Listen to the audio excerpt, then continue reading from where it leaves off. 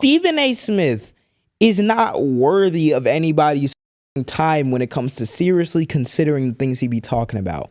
Because Stephen A. Smith is sitting up there talking about is justified.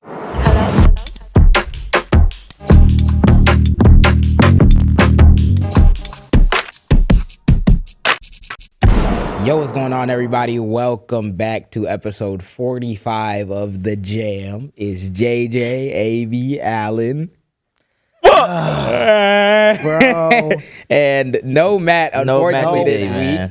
Out of town visiting a sickly relative. But all shouts outs to bro. Obviously, y'all get him every week. But it's still the way it is sometimes. The way it is the way it's been one time. How are y'all doing? I need y'all to spam W Matt in the chat. W Matt. WYO Matt. Matt in particular. Yes, sir. With the 3 T's at the end. 3 T's. Check the bio, you'll see his name. Go follow him. Yeah, but how we doing this week? Bro, I'm gonna miss him just screaming for no reason. There'll be plenty of that this week. We get that. We have that in store. But nevertheless, we're gonna get into another jam-packed episode. This is episode 45. 45, bro. By the time we hit 52, that'll be one for every week in a year. I think we should for episode 47. I don't think we should put 47. We should put 47 or because that's his number. Yeah. Oh, he who shall not be named. He shall not be named. You gotta bleep it for the first 4 seconds because he said that. But Trump, his president number. Yeah. So that means technically this one should be bleeped out too because it's 45. Yeah. I was thinking about with episode 45. I was like, dang, 45, and we still ain't received $45,000 from the city of Chicago. That's crazy. That's so wild. I'm gonna still keep mentioning it, bro. It's going to be a run. It has to. That's the running joke. Take us for clowns, I tell you. But we got a jam-packed episode. We're going to talk about a million different things. We're going to give y'all some updates on Venezuela. We're going to do some local, some sporting news and everything. But mainly, we're going to be talking about, in sporting news, our Bears. Mm-hmm. Y'all see what happened. Y'all saw Y'all saw what happened. You don't even need to know. Exactly. Y'all seen what the deal was, We gonna talk a little bit about Kai Cenat's rebrand, which I know Matt is sad he not here to hear this discussion, but we gonna talk. He gonna talk about it on stream. We're gonna talk a little bit about that. We're also gonna talk a little bit more about Timothée Chalamet and Michael B. Jordan, the whole conversation, discourse around that, because I done seen some of y'all dumbasses in the comments saying that shit just because y'all want to hear yourself talk and shit. So I'm gonna have to kick it off. People to Allen. just love. It's a lot of COOOWWN. It's a lot. Just love. It's a lot. Hear themselves talk, bro. It's a lot. It's a lot.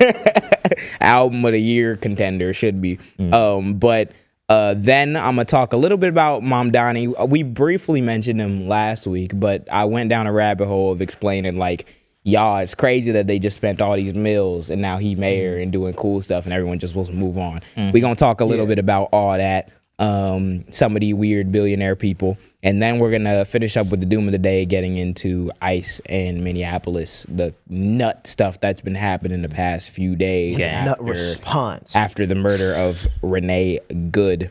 So we're going to get into all that. It's going to be a lot. Buckle in, get your popcorn, your snacks, your snacks, your juice. And Allen, Sody pop. You have to tell them where they can find the podcast and what they got to do. First off, I know that we're in a generation where our attention spans are fried. Exactly. I know y'all watching this on 2.5 times. I know. Slow it down, gang. I swear it's not that. You're frying your brain. You watching it on 2.5. You got the Subway Surfer in the background, the mop cleaning. I'm gonna need y'all to share this video, y'all. Share this video, bro. That had to have been the doom of society when motherfuckers started putting the Minecraft videos next. That was the darkest point of my life. That was the first cradle blow to our attention spans. He was before we used to edit clips for JJ when we were making his page, and we would edit clips and we put the mopping shit under. We were this is going bad. We just fried. That is so bad. That was a whole era. I thought that content model was going nowhere, but please you can tell them what find the us. Platforms. Exactly. Spotify, Acast, iHeart, Prime, YouTube, TikTok, Instagram, Blue Sky, Twitter, Facebook, Patreon. Oh my God. Patreon.com. 11 of them. podcast. Join the Patreon. Join the Patreon. Guys. It's about to be really About to get so crazy in this economy, man. If there was any time for you to find them $6, it'd be right now. No, I'm not Dig gonna into the lie. Any I've been support like, y'all depth give is greatly your pocket. appreciated. bro, I've been like right here tweaking because I'm not used to being right here. So This like is I'm a looking at like completely different that. I don't know which camera to look at. Losing. Alan having existential crisis mid shoot. Yeah, follow us on all those platforms wherever, and shout out to Eddie, y'all, no matter what you're listening on. We don't even be shouting out the Spotify and stuff like we used to, but best believe we love you. Yeah, we love y'all. Man. Y'all ran it up on the last episode. Yeah, for On real. Spotify. Yeah. That shit went Appreciate the crazy. love in Appreciate general y'all, for all man. this stuff. One of the first clips we dropped from the last episode in general did like over 1 million that same day. Yeah, it's at like 1.8 now. The love has continued to be crazy, and we just now starting a new year. So thank you. And if you want to keep up with us, you can follow us on our individual platforms. JWMJ, JWMJ8. AB the artist. SoHoStudios.com. And if you want that jacket he has on, maybe you get it if you go over there on Soho Studios. I can't guarantee. And don't forget the boy. Yeah. What you on, man? Of Yes, sir. course. Rich. Spam that in the chat and go follow him on all his platforms. Of course, as always. But let's move into what the people have been waiting on, which is first the fit check. Fit check of doom. Oh my gosh. Fit check of doom. Jam You format. feel it, Ja man? format. Ja. Good job. Just got some. We gonna kick it off. We gonna kick it off with I got some New Balances. No, comfortable. Can never go wrong with the New Balances. W. Half Evil shooting 56% on appearances on the podcast. Like navy blue for those of you who are listening. Yes, Those of you watching it, you didn't seen it before. You got a little Hugo Boss t-shirt, all black. You know what I'm saying? You got a little chain stack. You know, get the rose gold with the. Oh my God! Apex. You can't make that. Why are we making these accusations? That's like another Accusations. APAC is crazy. Oh my God, nigga! If APAC was fine. giving me that check, nigga, this chain would be 30 times bigger, Nigga, gang. that shit would be to my Oh my stomach. God, I gotta check in with Cory Booker and them. See how they doing it over there. But yeah, you know, you had to go Monclese on them. It's a little chilly outside now. It's a little cold. What's on the Polo on the beanie though? hat. Polo on Polo on the hat, had to bring out the doing it and shit.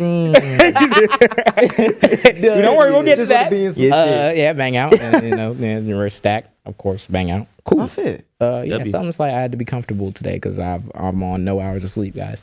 Nigga, bro, we're tired. If Gang. you see it in our face, we're tired, gang. Gang, it's been like 36 straight hours. I don't know how long it's been. Jesus Christ. Something, but go ahead. But you know your boy got the pure money threes on the feet with the oxidation on the laces. If you can see. Oxidation, nigga, Know what I'm vocabulary word. We should choose Oxidation one of word doom. each week to be a vocab word. Start Yeah, with oxidation. Oxidation is the word of the day. The way niggas are losing their mind. Gang. They need a new They vocab. need some Start vocabulary. giving niggas like lessons. Gotta be up on your P's and Q's for this year. For real. All right, got the regular blue sweatpants, know what I'm saying, with Yes, the sir. white stripe. Yeah, sir. Got some new shit on. Oh know my what I'm saying? God. Pete. What is Telfar. Ooh. Telfar? Telfar Where did bomber you get jacket the of doom. You know what I'm Telfar? saying? Off the That's Telfar fire.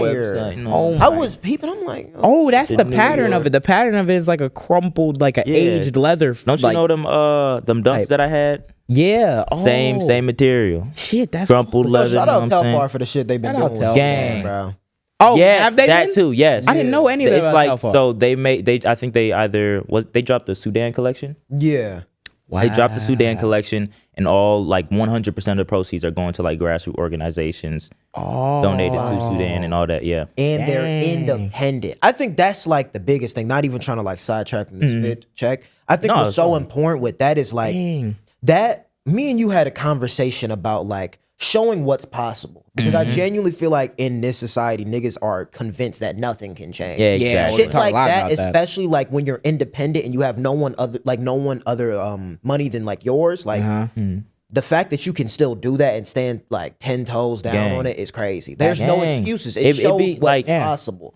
It's irritating because like stuff like that is definitely possible, and niggas just they want to try to like Yeah. they convince themselves that if I talk about a certain issue all the money gonna stop and all this extra shit. Which is you're a bitch ass. Yeah, I must say it's nigga. never been the case, and that's just a good use of resources. If you have a brand that's doing successful, you got it yourself. You can do whatever you want with it, and you have hella money because people like it. Yeah. Why would you not? Yeah. Why would do you not that do shit it? and try to lift up, your fellow human that also you want to buy the clothes? But now if you're under people's thumb, I'm getting and then that shows donations by niggas that are causing the problems in Now society. you making what you stand Sheen for, and bro. shit. Yeah. Yeah. Yeah. No, did you see what Sheen did? Oh my god. What was that Gang. ripping shit when we? They ripped off this lady's design. I was telling you, Yeah. I You just seen the telling me video about it word for yesterday. word. They Oh my god! ripped off this lady's design. Changed the race And- of her friend. Bro, They changed it. What It are was we like- doing? For those of y'all who don't know, it was a whole controversy. I don't remember what the user on Instagram name is, and then we'll get to Alan's fit check. So Ridden. We'll get to the last. I wanna talk But about basically, that. what happened was, it was a creator. I believe they're both black women, but one of them was like more light skinned than the other one, and they had a picture. And Sheen just like straight up ripped their picture off their Instagram, like Yes. changed the logos on the clothing Bro. bags that they had in the picture, Mm-hmm. and then they changed the skin color because it was a shot from behind, so you couldn't see none of their face. They were like running on a beach or something. Yeah. And they changed the skin color of the darker skinned black girl who's like on the To left white. to a white woman. The Just casually. the like She is something. the gang. concept that they did, right? They took two pictures.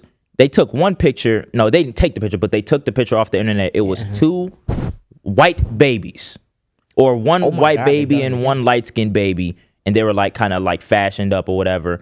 And they said then, and then they put now, and completely changed the dark skinned woman's race to white. Stole her picture and like, bro, What the- It's some bullshit. Yeah, because we were talking. I was telling you about it like yesterday because we were Yeah. talking about how like creatives before you make a name for yourself are easily stolen from immediately. So- all the fast fashion brands will immediately steal your shit Yeah. without a second Sheen. thought. Even the Fuck high Sheen. fashion brands. Yeah, literally, and that be the problem with fast fashion. Like when you look at Shein, H&M, Zara, those places, it's like what they do really well and why people buy from them is convenience. Yeah. And in terms of like you could just go to your store and you could actually just buy that product rather than like finding some really good shit at a really good price that's gonna take you a while to find. Yeah. But at the cost of that is like you're constantly putting these clothes out. You're not only wasting material, making the world a horrible place, but also at the same time, like you gotta catch up. And Yeah. when you Yep. catch up, you stealing from smaller designers. Yeah. And with that Shein, like already Shein is so unethical because bro, it's like publicly known that y'all Yeah, y'all use got kids in sweatshops y'all and shit. Y'all got a shit. sweatshop. So Shit. now y'all Yeah. changing the race of a woman on a brand shoe and then you gonna steal the product? It's the That's I- insane, I've dog. seen- Like, nuts. nah, that's I've been peeping since we started talking about it with Drake. The McDonaldization of like different industries is so apparent when you see it because you can see like in the fast fashion world the reason why you cutting corners like that is because you just want to make as much money as possible. Yep. Yeah, so you there's need- not really that's the care purpose. into it. You just take a fucking another person's template, rip that shit, change the color maybe, and then put 8 different versions on the rack and Yeah. bang out. You make your money. Yeah, And Like, what that- it does is it rips people off because it's not even in a way of like you're stealing it and you put it at like affordable price. Like you stealing it and you go to Zara, you got to pay $100 for those jeans. Bro, no one can afford $100 jeans that especially you just stole from. where'd you Yeah. get those jeans from? Zara. Okay, get to the picture. You brought up getting the jeans from Zara. I was like, wait a minute. Tell the niggas where you got the jeans. Unethical. you got the But they wasn't like SBs. $100 though. No, hell Yeah, no. hell Only no. reason I went, these was on sale. If you buy Yeah. $100 jeans from Zara and it's unethical, then I'm calling you. Stop Yeah. it. These $40. Lil Zara jeans. Soho. Bang out. Soho. Bang out. Arterex Y'all can't, beanie. y'all can't even Arterex. get that Yeah. Soho in the That's hard. stores. You Hell can't no. even get that. Anybody steal this shit? Anybody steal Stay this tuned. nigga, Stay drop tuned. that now. I gotta need that come, in yeah. my I'm about to say, collection. you have to drop I that. can't even say it, but Yeah, don't you almost leaked it. Don't think nothing. Oh, I almost forgot. I got the polo beanie to match Oh, the yeah, brothers shit. Oh, polo shit, bang beanie. You out. know what I'm saying? Polo on the polo. You know Written what Arterex on the hat. Okay. I'm saying? Sure. Okay. W. Now let's enough about us. What's happening in the world? Druski. Druski of Doom. We'll start off on a light note with Druski. yo, What- that Bruh. killed me. Druski had just dropped this videos of mega church meme, like just Gang. basically mimicking it, and I was crying. They had this nigga flying in the air with wind, and like the transitions of like the music playing while he was in the air to like then him being stuck in the air, like man, give it to God, bro. I was a Druski always doing something. In a whole Dior like in a suit. whole deal. It was Gang. Dior suit. Yeah, the Yeah, and whole he had Dior red suit. bottoms, bro. And with, it beat, bro. the discourse around it is pissing me off because motherfuckers is really trying to act like these mega church gurus don't be like, they got the Rolex on the wrist, they got the little chains or whatever. God said, pass around the motherfucking you spending your last bread over there, bro. Yeah, you need that for your family. Jokes, bro, That's not a new thing either. There's like a lot of No, it's times, not. like, bro, there's a little truth in a joke. Yeah. Like, gang, this is like how sometimes it be. Y'all seen what Joel Osteen did? Remember when that Joel nigga didn't help niggas during Bro, natural disaster, gang? A natural These niggas be disaster. having like private jets and shit. It just be people who, in my mind, it's people who are like Christians who take any criticism of like anything having to do with it was like a criticism of their identity. Yeah. So it's like, fuck, what that one pastor was talking about, fuck Druski. No, I think that was AI. Oh, it was AI? Yeah, okay, I'm about to say, I hope that was. wild. But like, the discourse about it is already going to be tainted because it's like, the criticism is going to be from the people who are misusing the shit to buy all the crazy expensive shit. Yeah. And acting like their church don't got no money, but you niggas got planes and shit. Like, that's the real thing. And I feel like, bro, religion's hard, right? Because like, I feel like Christians have this hard time with separating God and like criticism. Like, Yeah. I understand that you want to keep God in your ideology, and like, not only that, but like, you want to defend it. Like, any like sort of criticism that comes with the church, bro, you're gonna correlate with like, bro, you like disrespecting Jesus. Yeah. But when that's not even the case, it's a case of like, yo, we got to criticize and we got to work on how these churches are doing their things. Like, there's no way I go to Houston and the people there are saying they don't like Joel Osteen because this nigga closed the doors on them. Like y'all gotta deep this shit. This man has probably the biggest church, no, if not the biggest church in Houston. A natural disaster comes through that bitch, wrecks everything. This is a place of worship. This is a place called a church where you bring in people, Give back to the community. give back to build the up community. And the motherfucker said, "Oh, there's a natural disaster.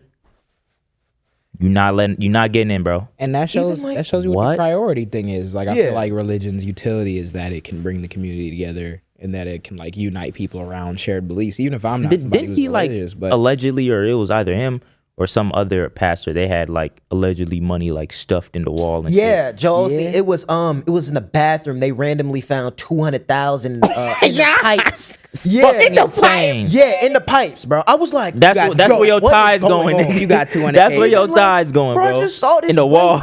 I just saw this white pastor, no AI. Swear to God, no AI. I couldn't fucking believe it. He was like, feel like I did cocaine this morning. I don't do it. I don't. I've never done it for the record. And then he's like repeating it, man. and I'm like, yo, like, Never are done for the y'all record. really He never like done for the making a record. He joke done out of sneaky, this? yeah. And that be the thing with like pastors, because it's like, bro, I never tried to like put down or disrespect Hell no, religion, nope. but like, it always comes with a thing of like, you got to be careful who's leading things, bro. Yeah. Because like, yo, these pastors be misleading not only the church, but the community, because you hold that responsibility as a pastor, someone that's spreading the word of God, and your community holds you to a high standard. You got to follow that, bro. You can't be begging people for money and then use the money for your own things. It's like, it's like that. It's the It's intentions behind it, and that's a problem that's so systemic with that. We could talk about that for 90,000 years. Let's I'm not already talk about the abuse that goes on in there too. Let's say you already half the niggas done clicked off. So we I'm sorry. You start But, talking about the abuse and gang. half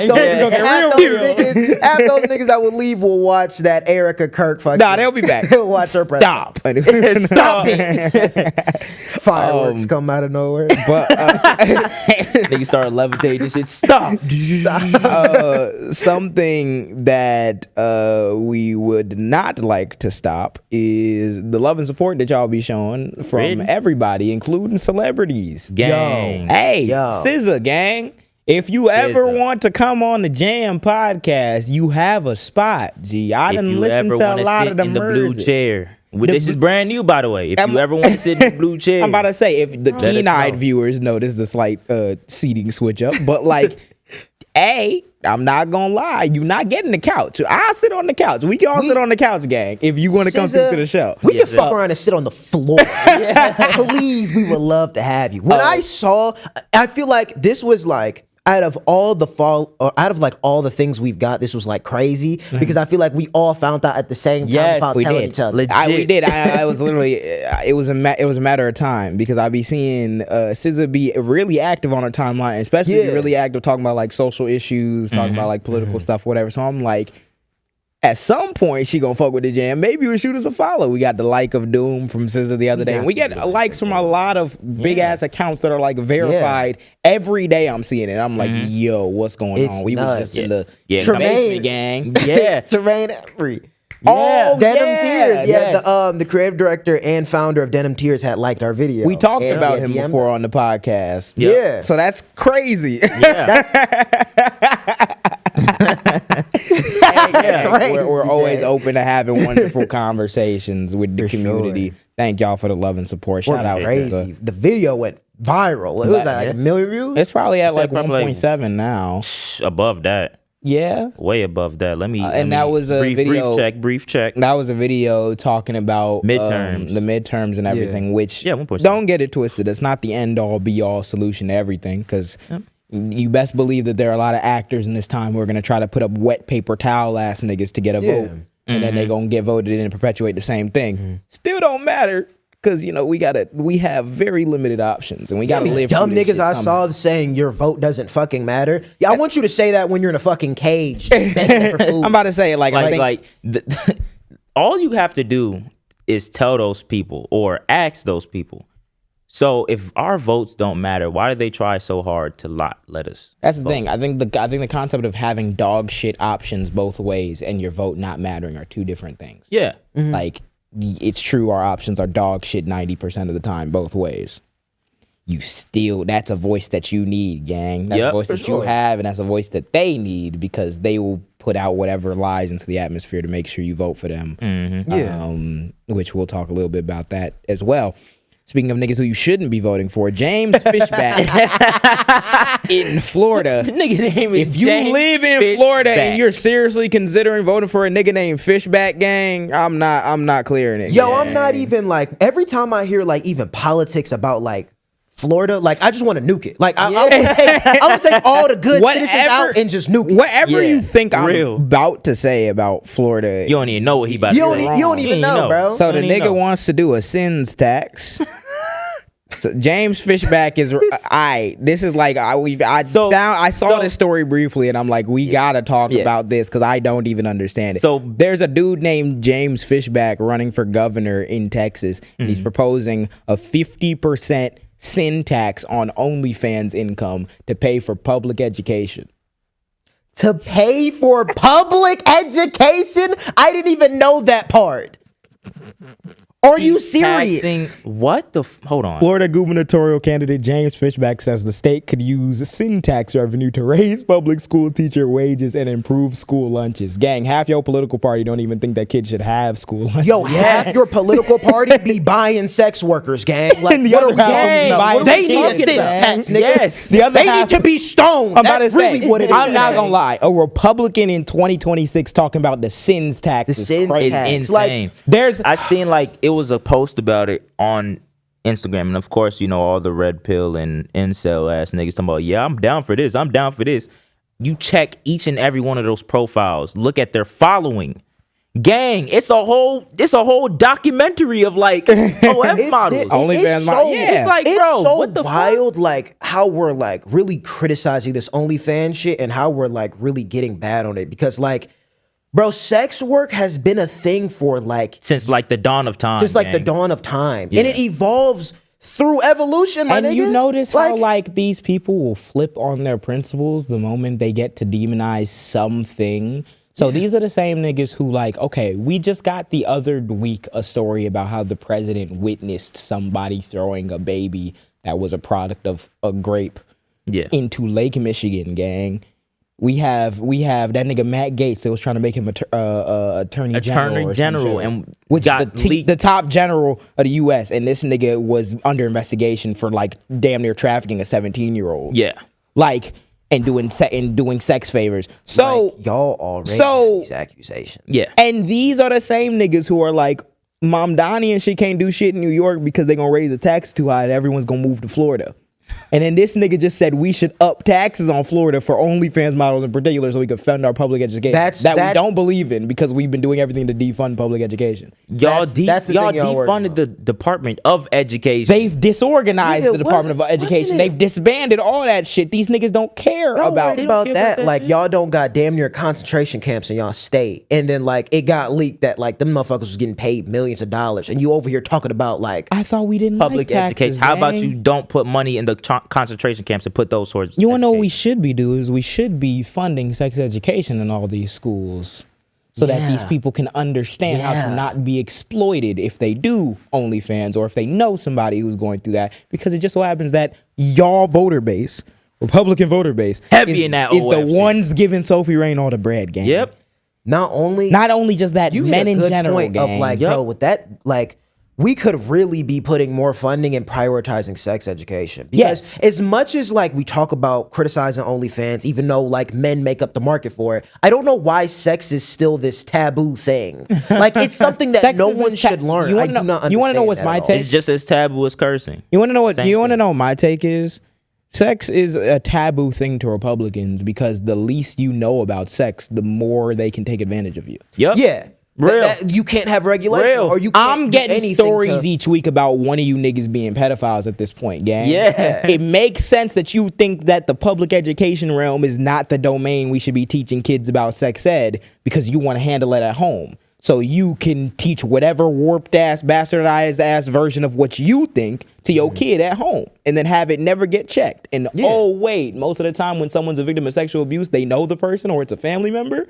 Shit. Oh, well, damn. It would really help if we're only having these conversations at home so that the motherfuckers at home who are doing the thing won't have to face consequences of their own actions. Yeah. That's why their mortal enemy is having a robust school system, public school system, that unabashedly teaches about all the safety, the dangers, the things that you need to know about sex ed, about gender, about health. Because that's you need that information, guys. You have that information, you're a lot more likely to stop somebody from grooming you. Yeah. And they can't have that, gang. I don't care. I don't care because then their business model come down, gang. I don't care how you frame it, bro. It's already disingenuous. You try to frame it with like, we're gonna help the schools, bro. The moment you called it a sins tax is the moment it was. We're gonna help public education with a sin tax. With a sins tax. That's like I'm gonna use Sharia law to help the mailman, nigga. What are we supposed to adding an extra tax, extra tax or on the wealth rich tax in fucking Florida? Yeah, it's one of those things where it's like, gang, y'all are tripping, bro. Yeah. You're about to create this whole other sins tax, and we still have billionaires with like 50 billion. That's where it goes, because it's like now you're thinking about all this, and it's like this is pointless. These be the same niggas, and those billionaires are still purchasing shit from those OF models. Everybody, they be the same niggas who swear that they hate gay people and then they go get on Grindr. It's just a walking contradiction, bro. What they say at them events? They said every time Grindr be crashing when Republicans have like community events because y'all are humans too, and humans can be gay. Gang, just like humans can be on OnlyFans, gang. Humans can do sex work, gang. Yo, president was doing a lot of sex work. With Bubba and them, with fucking off Bubba. And we didn't even know if it was a horse. Stormy Daniels. Crazy. You remember Stormy Daniels? That whole shit that almost tanked the nigga campaign back in like 2017 because he allegedly used campaign funds to pay off Stormy Daniels because he didn't want the news to come out in 2017 that he was fucking a porn star. Yo, who is that? Yo, they all be doing the same shit, gang. Who is that one dude who was riding Trump? And then he ended up getting caught like on a lot of sites in the comments talking about shit, and he had like a wife and everything. It was the black dude. It was the black dude. It was the black dude who was running for. He was running for governor of like Virginia or some shit. It was his whole career done for. It was something Robinson. Was it like Mark Robinson or some shit? It was something Robinson. And that nigga, he got caught. He was saying he was black Nazi. All them chats got leaked. He caught him on some weird porn sites, like in the DMs. They linked the account back to bro. Gang. Hey, if you lived in a society that didn't demonize this behavior, then people like that could get help. Yep, Mark Robinson. I remember and that nigga he did not come close to winning that. Yo, when it's a policy trying to demonize something, you always got to look at their intentions. Because, bro, those be the same niggas that be in the porn comments doing all that. I never thought I'd say these words. You think these motherfuckers don't got burner accounts? Oh, of course. Yeah. I never thought I'd say these words out loud. And Fishback probably doesn't see. Fishback real familiar with who Sophie Rain is. Best believe that. No, and I never thought that I'd say the sentence out loud. But yeah, I'm standing with Sophie Rain on this Fishback one. Fishback a gooner ass nigga. Lights off, candles on, everything. Gooner ass nigga. Them niggas be putting VPNs, put they shit in Chicago. That nigga writing dollars. Right. Florida regulations. Exactly. Losing this shit. We see all you niggas. I'm not taking lessons on morality and sex morality from niggas who vote for pedophiles, gang. You Yeah. niggas, You're done you for. niggas need your testosterone up. Go to the gym. Low T beta. Low What they T- be called. Low T beta. Low I wish the T nigga would betas, call me a nigga. beta. I'll punch you in your chest. I'll punch you in your chest. Knock the wind out your shit. Stupid as hell. Let's get to He finna cry and go right back to his room, start beating his shit. Dumbass. Nasty as shit, bro. Oh my gosh, all these motherfuckers sorry, and we're gonna continue to talk about that because that don't get any better. This is more and more sorry people. But in good news for our city, lovely city of Chicago, we now have a professional softball team. Sir. Back out. What's Yes, so sir. crazy? Long Yes, sir. awaited. Fire. Oh, my goodness, I didn't though. even know because like I'm not even like familiar with like baseball until like really we started talking about it. I was like, damn, they got like a national like softball. We were It's like, talking no. about how fucked up it is because I remember we had a couple conversations recently, which was crazy because I just seen the news about like how women's sports and everything, including healthcare, which is crazy because they probably need it more often than men do. That's under researched, underfunded. Sports, obviously you had the old Title IX shit that had to happen in the 70s just for them to get federal funding, like equivalent federal funding for women's sports and shit. And what it was up until literally 2025 was that you could play softball maybe in middle school in like intramurals. You could play softball in high school. 'Cause every high school in the country got a softball team. You could play college softball. That shit be getting TV, like getting national wicked, TV tournaments, Getting hella NCAA, all type of shit. And then you just retire at like 25, gang, because now done. you out of college. Yeah. And then you ain't like nothing work else your to do. whole life for Work your like whole life. You done. I'm about to nothing. say, at the same way that basketball players, football players, baseball players, all these men burn their entire lives away trying to perfect this one sport over and over again, day in and day out. Women are doing that same shit too when it comes to soccer, when it comes to all types of other shit, and softball, because that's what you have to do to get good, get Right. better. Bro. And then by the time you done put all that work in, like you might have got a scholarship, gang.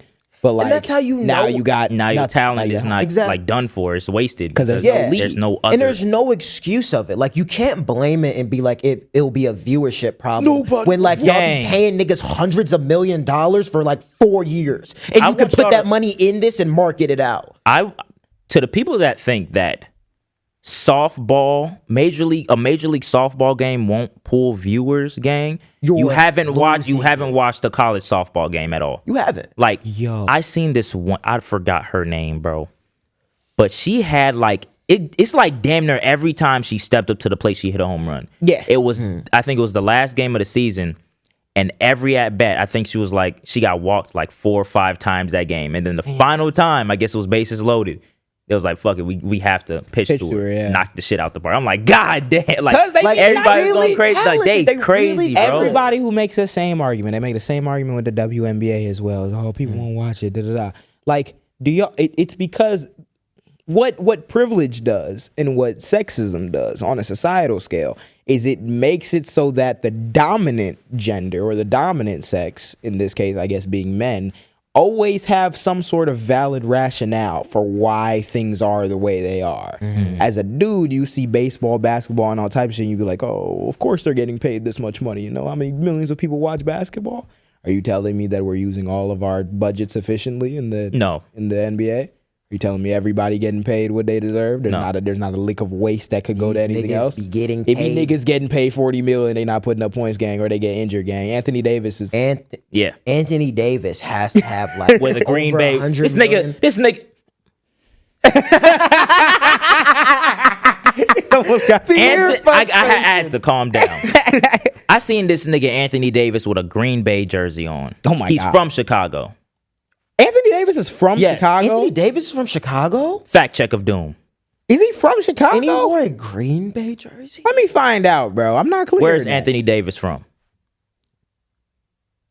Chicago, Illinois. Oh, Wow. Nigga was wearing a Green Bay fit. we got something for y'all Chicagoans that be acting like y'all like Green Bay and shit. Well, we'll talk a little bit about that. When did Anthony Davis like magically come from Chicago? He never repped Chicago. I've never Never that nigga rep rep Chicago. That's crazy. That's crazy though. That's well, nuts. damn. Where did he graduate from? Duke, or he? I think got he drafted did from graduate. Duke? I think he got drafted from Duke. I'm pretty sure he was on Charlotte for a while. Wasn't Yeah, he? Yeah. So yeah. he never When he had the came to Chicago Unibrows. either. That's like, and then like even to your point of like you got an Anthony Davis, and there's a lot more NBA players that be getting these crazy ass contracts, we and you all can't know even it. stay healthy. I bro. watch videos about the shit all the time for baseball. They be talking about the top 10 worst contracts given out. Niggas giving niggas $300 million and they fall off halfway through. The Cubs, which is the next thing we're going to talk about, Cubs just signed Alex Bregman, which is one of the best third basemen in the league. He won multiple World Series with Houston. He's been in the playoffs a few times. He been multiple time All-Star. He's 32 or something now. They signed him to a 5-year, $175 million deal. 5-year, 170 mil. So meaning he's getting out of that deal when he's 37. By the time he's 37, he probably's not going to be an elite third baseman anymore, guys. By the time he's 35, he's gonna be that like, nigga making 35 mil a year. And baseball's very difficult sport. Keep the 35 mil. Why is niggas in the WNBA making 170K, bro? That's crazy, gang. To assume that every single cent from these major sports things, especially with men, and it be used in the most efficient way possible. No, it's not. It's just a matter of priorities, nigga. I don't care how much return it is. Pump the money in the thing, and now you'll see how many people watch softball, how many people watch basketball. If you take the same marketing budget, the same contract budget, and distribute it evenly, or even like heighten it up in the WNBA area or the Major League Softball area. Do the same type of promotion, same contracts, you name it. I promise you, the same outcome will. But niggas will start watching this shit, bro. Have y'all seen? They're not prioritizing. Have y'all seen Audie Crooks? Who's Audie Crooks? She is a crazy ass girl that plays in she plays in college. And her shooting percentage is over 70% as an average. This girl be dropping 40 points. She be dropping 40 pointers, be getting rebounds. She's like a little more bigger. And she almost has like a center role, but she can play like a point guard. She cold as fuck. God. And it's the center and point guard. I be watching. She don't miss. She be on the midi just don't be missing. I'm that's a generational talent that's not advertised to everybody because we don't know where the fuck to put our money in. I had no idea about that. That's how you sell something. That's how you sell. And I think it's not only, sorry to cut you off, it's not only her that has this generational talent that y'all niggas can put money in and sell and bring viewership. I'm about to say, and the more you put money into it, and the more you incentivize players to play, women to play, the more you're going to get of these talents that we haven't seen before. Because now there's an actual, like, for real incentive. There's a lot of money that you can make doing that. Right. But it's like, in the softball sense, I don't know how much money they're going to start making. The league just launched in 2025. That's insane, actually. There's 28 games or 25 games in a season, and only a few states have teams. Chicago has the Bandits. Chicago Bandits. Go shout out them. Go support them. And I'm really excited to see like what it's looking like, because from someone who's seen a lot of college softball, that shit is entertaining. They be competing, and it seems like the same quality of play is already carried over in a few things that I've seen from the league. So it's called the what is it called? The AUSL, which stands for the Athletes Unlimited Softball League. It's 25 game season. So, and they have a championship and everything. So I'm gonna be paying a little bit of attention. And we need to, if niggas was serious about this, there should be full court press for all these sports. Like I think I saw Shaq say it one time, like lowering the rim in the WNBA so that they could dunk. Like, that sound like some shit that makes sense. See what they feeling like in the league. Boom on somebody, that'll be crazy. See what they feeling like in the league. Options that now put the shit forward. Y'all can do this as an option. Y'all can choose to do the shit. But that should have been happening. Don't It's like population game. Don't you know that one lady, Monet Davis, that was in the Little League World Series? Yeah.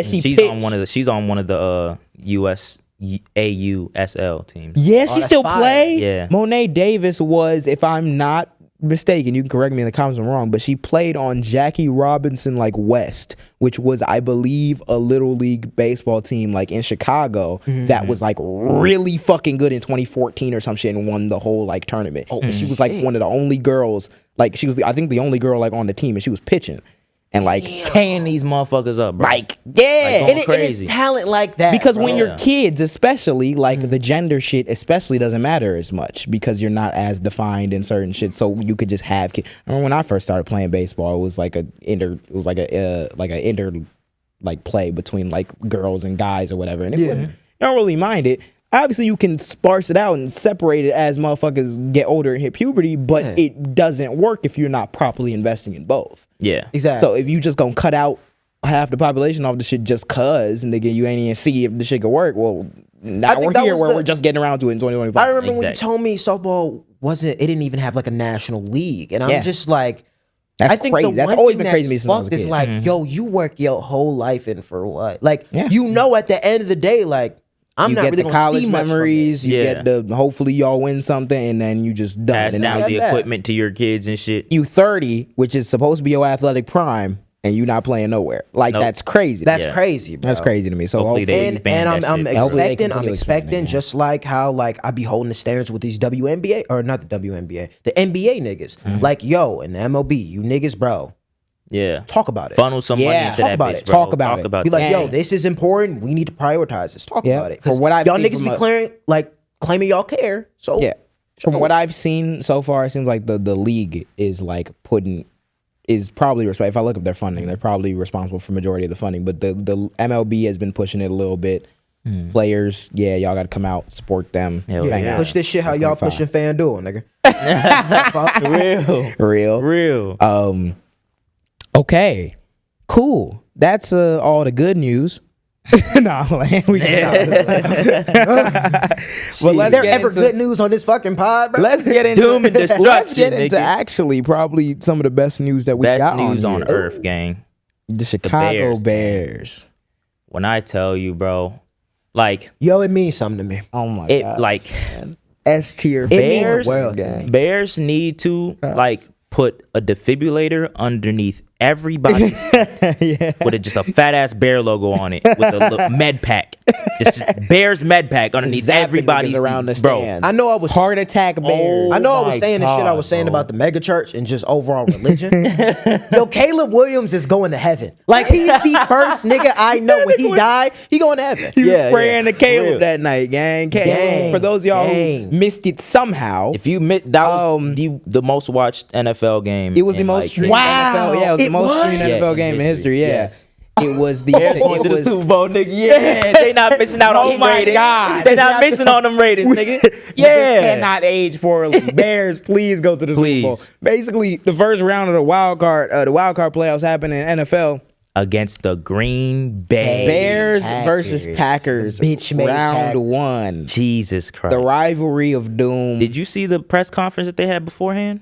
Was they So the talking shit? Packers, they had a press conference because it was before I believe they found out they were gonna be facing us in the playoffs. They were yeah. like, They want I mean, we could get Philly, but I really want the Bears because we got to get our get back. The way they did Josh Allen, man, I can't vote for that, bro. They was all talking that shit. They They was was saying like, it was the you want easier your one, get too. back. Yeah. You want your get back. Damn. now get the fuck out. Yeah, you want your get back with your on get the back, bus, nigga. With your get back, nigga, get your kicker in the field, nigga. I'm Make about him to say- practice if you want your I'm about to get say, back. yeah, you want your get Like, back. what is we talking Your about, kicker to bro? get back them field goals he missed, gang. real. Not ready for the moment. Not Yeah. ready for the moment at all. The Bears and the Packers played in Chicago. It started off how the Bears game usually started Dang, off. bro. Shit. Like Niggas shitty. not scoring. Niggas scoring. throwing interceptions and shit. It was couldn't believe it. 21-6 in the fourth quarter. Me and the What guys are are we watching. talking about? I was gonna say, me and the guys are watching the game, and we literally were like, yeah, the game don't start until the fourth quarter. Like I hadn't been paying attention. I think I was off playing like the video game or some shit while the game was playing like in the living room. And I'm like, I think I checked the score and the Bears were down like 7-3 or some shit in the first. And I'm like, I'm not watching this game until they hit the fourth quarter. Gets to the fourth quarter, like 15 minutes left. Yeah, it's like 21-6. I'm like, all right, cool. What is it? on the phone call. W. I'm like, all right, cool. Let's see if it's comeback time. Can I Yeah. Can I play something for y'all real quick? What?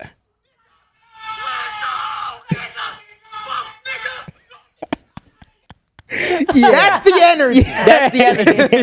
That's the energy. So 21-6. We ended up getting another field goal, which made it like 21-9. Yeah. So I'm like, okay, cool. I don't know what the fuck happened because the Bears couldn't stop a grape from rolling down the street at 0.1 miles per hour for the first 3 quarters. Bro, they couldn't. Fourth quarter, they was stopping everything. It was always third down, fourth down. Okay, Bears ball, get it back. They hit a field goal, made it 9-21. And then Swift, I believe he got a touchdown to make it 16-21. No, it's 27. They scored. Right after Swift got the touchdown. I'm Yeah, like, okay, yeah. please just hold them, then we can score again. Nope. Yeah. Fucking what, Golden? That It was the one rookie. of them. Yeah, the rookie, he got a touchdown. It was 27-16. I'm like, oh shit, okay, cool. I was like, bro, the only thing we need is defense. We were Yes. like Even though- defense, even and in we were the like, first, if these niggas are gonna win, they had to like score by 4 minutes. Like Yeah. they Yeah. did not have time, Bro. on that clock. It was either, no, I think it was 5 minutes left on the clock. It is fourth down. If Caleb Williams doesn't make this throw, nigga, They're fucked. Like it's they're done not winning for. the game. That's where me and him are that's- sitting on the couch. that's the We're season's like, up. yo, he has to like do something. So before we even get into this, right? The first time these niggas played the Green Bay, after the game, Green Bay won, and this was the handshake that Matt gave Ben Johnson at the end of the game. Head coach of the Packers. Drive-by handshake, tap on the back, out of there. I seen he was hyped up. He run through. According Quick to handshake. everybody, that's disrespectful. I didn't see that even happen. I didn't know. All that. I Yeah.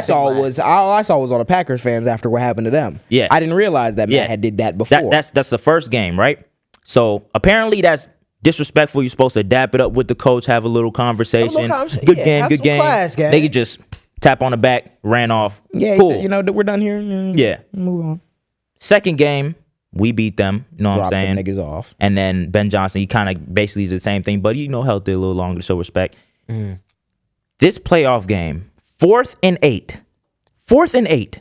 If he For doesn't those make y'all this who throw, don't know- 5 minutes left. If he doesn't make this throw, it's game over. Game Yeah. over. It's Game done. over. Y'all don't know Listen, football. bro, you're not coming back. 4th and 8 means that 4th down is your last attempt to move the ball up the field, and you got 8 yards before your counter reset, and you get the first down. Yes. So they need to go 8 yards with this pass at minimum. And if they didn't, if someone dropped the ball, if they threw the ball at the ground or some shit and it was incomplete, then the season would be over because it was Yep. just a mathematical impossibility for them to get enough time Yeah. to come back. And on top of that, you also got to realize too, it usually goes first down, second down, third down. If you're down at third down, if you don't move the ball past the I almost said line of scrimmage. If you don't move the ball past like the first down or whatever, Yeah. on third yards. down, is either you gonna punt that bitch or you're gonna try to go for a field goal if you're close enough. Yeah. Yeah. So they missed the third down. They had to go for it. So Yeah. Because they can't. You they really can't- fucked, They're because losing now the game. you They're fucked. far It's away and they can't kick a field goal. You have to go for it and you have to score. and I feel like- knowing Josh Allen, if they don't get this fourth down, he's already at half of the field. They're about to go into their territory. Yeah. Like It's done for. A lot of this game was the Bears fucked up a lot. But through that fucking up, they had to double down Yes. twice as much. And this is one of the ones where like you Let's gotta see this double clip, down. bro. Let's See what Caleb 4th does. and 8. He gets the ball, right? He's getting pressured. He runs to the left at like 13 miles per hour. God. He Hey, gets gotta the be like fucking 20. noggin to his fucking shin. He's in the air, one-handed. Michael one leg off Jordan the logo. ground. I've been seeing everyone do the Michael Jordan logo. Gang, he's in the fucking air, floating, air, levitating, With the Stated. season on the line. with the season on the line. Launches that bitch. Guess Goes where it up. lands? In the fucking bucket. in the You middle cannot of make 4 that shit different up. Packer defenders. You cannot make that shit up. You're mid-air with the throw. You can't make that shit up. Off balance. And it's a fourth down. Going with towards 4 the minutes sideline, gang. It was like a few feet from going out of bounds. Right in the bucket. Saves the season. left. And They this go- game some- decides if this is the end of your season. Yes.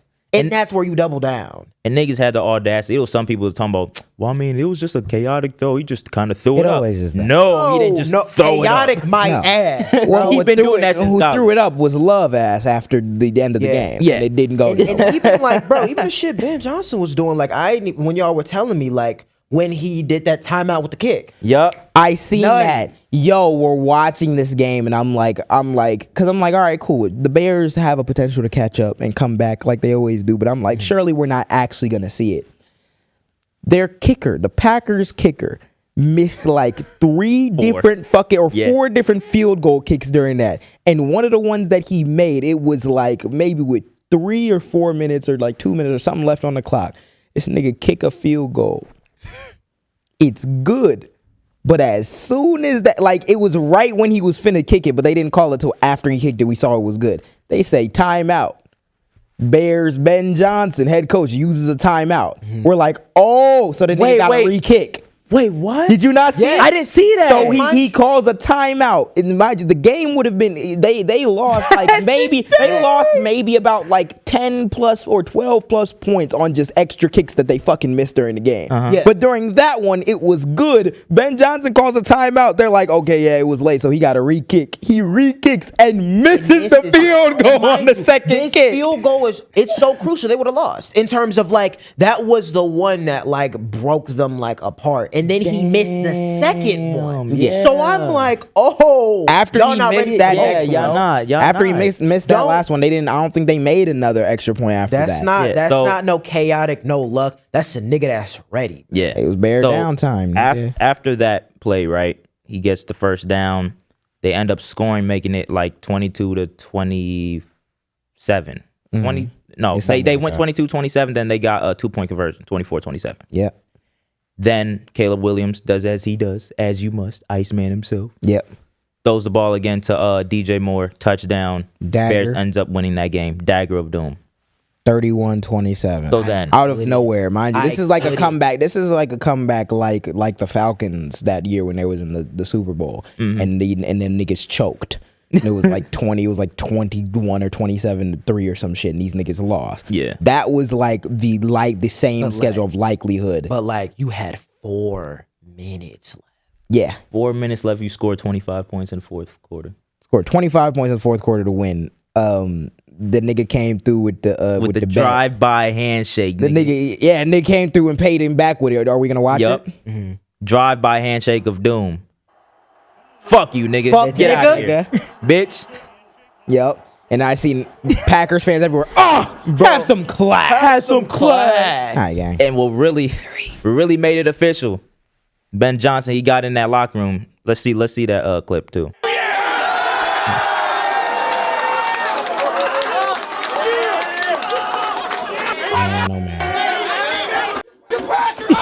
Yep. Fuck the Packers. I like how you Yup. did that turn. Yeah. Hey, Let me say that shit. Hey, I stand a million 10 toes down on nigga. it, gang. Yes. We ride with Ben Johnson over here. Yes. Absolutely, that's the energy. Cause I'm sick of you niggas. Yup. For my entire childhood, because the Bears been some bullshit since the turn of the century. We've been Bears still suck. The Packers own y'all poverty franchise. The Packers, it's Illinoisans rocking Packers gear. Yeah. Cause y'all think it's the better franchise. Coping. Fuck them That was cope. niggas. That was cope. Move, just leave, nigga. Fuck them niggas. Like, you you not niggas live want in it, gang. Chicago and in Illinois. You don't want to live in Wisconsin. Nope. If you want That's to go cope. be That's cope.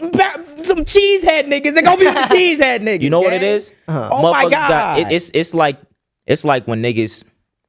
See, I can't. I don't even want to say that because it's insensitive. But it's like niggas got beat so bad that to the point where they went to the other side. They're like, you know what? Fuck it. Yeah. We just gonna rock with it's the other like, side. It's like you. And Stay that's over what there. I think the people Go to like, Cancun with them. The people My that's bad. over here that rock with the Packers is because like the Bears had like a couple like The Bears won fucking good. Yep. But that don't matter. That That's don't usually the matter, case for gang. Chicago sports. Yep. Game.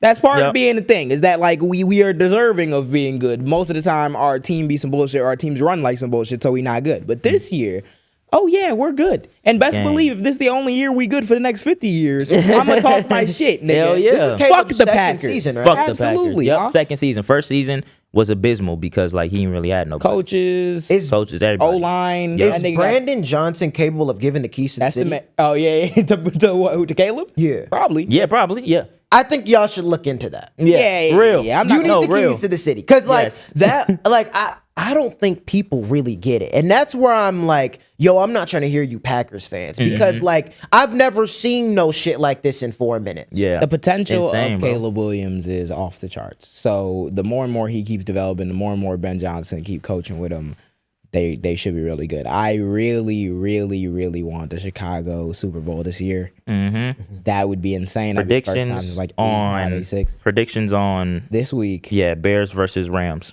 Bears, Rams. I don't even It's know. gonna the be like Rams. it's gonna be damn near like negative It's gonna be negative. with wind chill. It's gonna be negative. It's gonna be here, right? Yep. Bears. Yeah. Oh, they are playing here. They play in domes. They playing domes, They gang.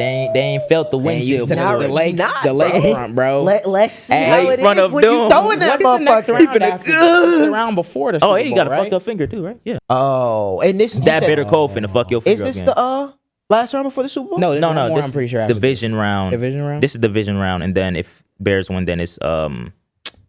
Championship round. I'm pretty championship sure. round. Then And it's then Super Bowl. Yeah. Y'all been seeing the shit with the Eagles? Yeah. It's been Oh killing my me. God! I bro. seen this Oh one my Eagles fan. God. He be They killing are. me. Well, what is that wide receiver's name? Who? Saquon Barkley? Is he No. a Not wide receiver? what, AJ Brown? AJ Brown. Yeah, Oh, what AJ Brown happened? is a nut nigga. Bro. Barkley up the middle. Barkley up the middle. AJ Brown deep ball. Incomplete punt. Hey, AJ Brown, gang, you was The talking Eagles- about they not throwing me the ball. They not throwing me the They ball. throw this nigga ball. Y'all They got threw this knocked nigga out. the ball. They threw him the ball 4 times. Nigga dropped the ball. 4 Man, times. oh man. You know what he did on his fucking interview? That nigga happened to put it on fucking Barkley. Oh. He put it on Barkley. Like, he was like, they were asking him about something. He was like, yo, ask him. He was like, if we all wasn't playing good, then look at Saquon Barkley. I'm like, Oh yeah, niggas. Sorry. you're You know what it was, bro? defending They champs got when they knocked out. went to that So Trump much, house. They went to the Trump house. And It was was like, yeah, bad it was juju after bad that. juju. After juju, half bro. the team split and went to see Trump, and Jalen wasn't fucking with it, but Saquon was on fucking Marine one. After that, Playing it was bad golf with the juju. nigga. Bro, Yeah. here's Y'all the, niggas was never gonna repeat after that. here's the thing about the infection. It's a genuine study we got to get into, right? Because when you got one with 5 other normal people, bro, it's gonna disrupt the Yeah, energy. a bad apple spoils the bunch, nigga. Literally, bro. Seeing I've never seen this much internal conflict. These niggas blaming on each other. Oh, Jalen, like it's wild. I've seen people saying Jalen Hurts is like the most overrated quarterback to win a Super Bowl. And of course, they talking shit, but like y'all got fried. The Yep. Chiefs are in hell. Yeah, It's Chiefs a didn't new even era, make the shit, nigga. It's a new dawn. It's, both teams that one of y'all touched the Trump, and now both of y'all Yeah. franchises are in hell. Done for. I'm telling you, man. That's what happened, bro. I'm telling and you, now y'all man. shit is in hell. So The now Bears it's down. now it's wide open. I'm confident in the Bears because the Bears just had a really good game against the 49ers, and I don't know if the 49ers are better or worse than the Rams, but I think they're better. So hopefully we don't have to do a fourth quarter comeback this time. But if you win, you win. I don't think y'all seen it though, but like after that clip came out of Ben Johnson saying "fuck the Packers," I've been seeing it was a white whole bunch of like Packers fans. It's white people. Yeah, It's white people. Packers And the reason fan why I making a say that- petition talking about let's get him to apologize. Make a petition to fucking fire the kicker. Yeah, I'm fire about the to say, kicker. that's what you really need to do. Yeah. You don't even Y'all need a niggas petition. need to worry about. You need to worry about this Matt LaFleur problem. Yeah. and this kicker problem. And this love is mid problem. Y'all got a few other things to work on, Packers, while you at home this season. Yep. Besides Cancun. our coach saying fuck you after you nigga. The reason why I say white people is because they did this gaslighting thing where it's like when they talk shit about the Yeah. Bears, it's warranted because they Yep. so bad. When we talk shit one time about you niggas, Man, that's classless. Aight, gang, Nigga, we shut in a up. rivalry. He When is needs there to be ever fine. class in a rivalry? There's no, never nigga. been, my nigga. It's fuck the Cardinals, the St. Yep. Louis Cardinals. It's fuck the Packers. Who do we don't even have a basketball rival because the Bears not good. I mean the Bulls not good enough. Yeah. Well, I mean, back when D Rose was there, it was like It's it fuck was the Cleveland. Pacers. It was Nigga, they not last Pacers. in their conference. Fuck. Like, I don't even want to say It was fuck them. They been it was through enough. Cleveland back when It was it was Cleveland, Cleveland yeah. and Heat because we beat every Nigga, single fuck team. the Cavs. We beat every team, but it was as soon as LeBron came around, nigga, it was done for. We would always lose to Playing that like a nigga. demon because he playing Michael Jordan franchise. God. Yeah. You wanna- Yo, I've been seeing and I'm not even trying to like sidetrack because I know Oh, we we're keep moving. we're I've been seeing Sidetrack. of hell.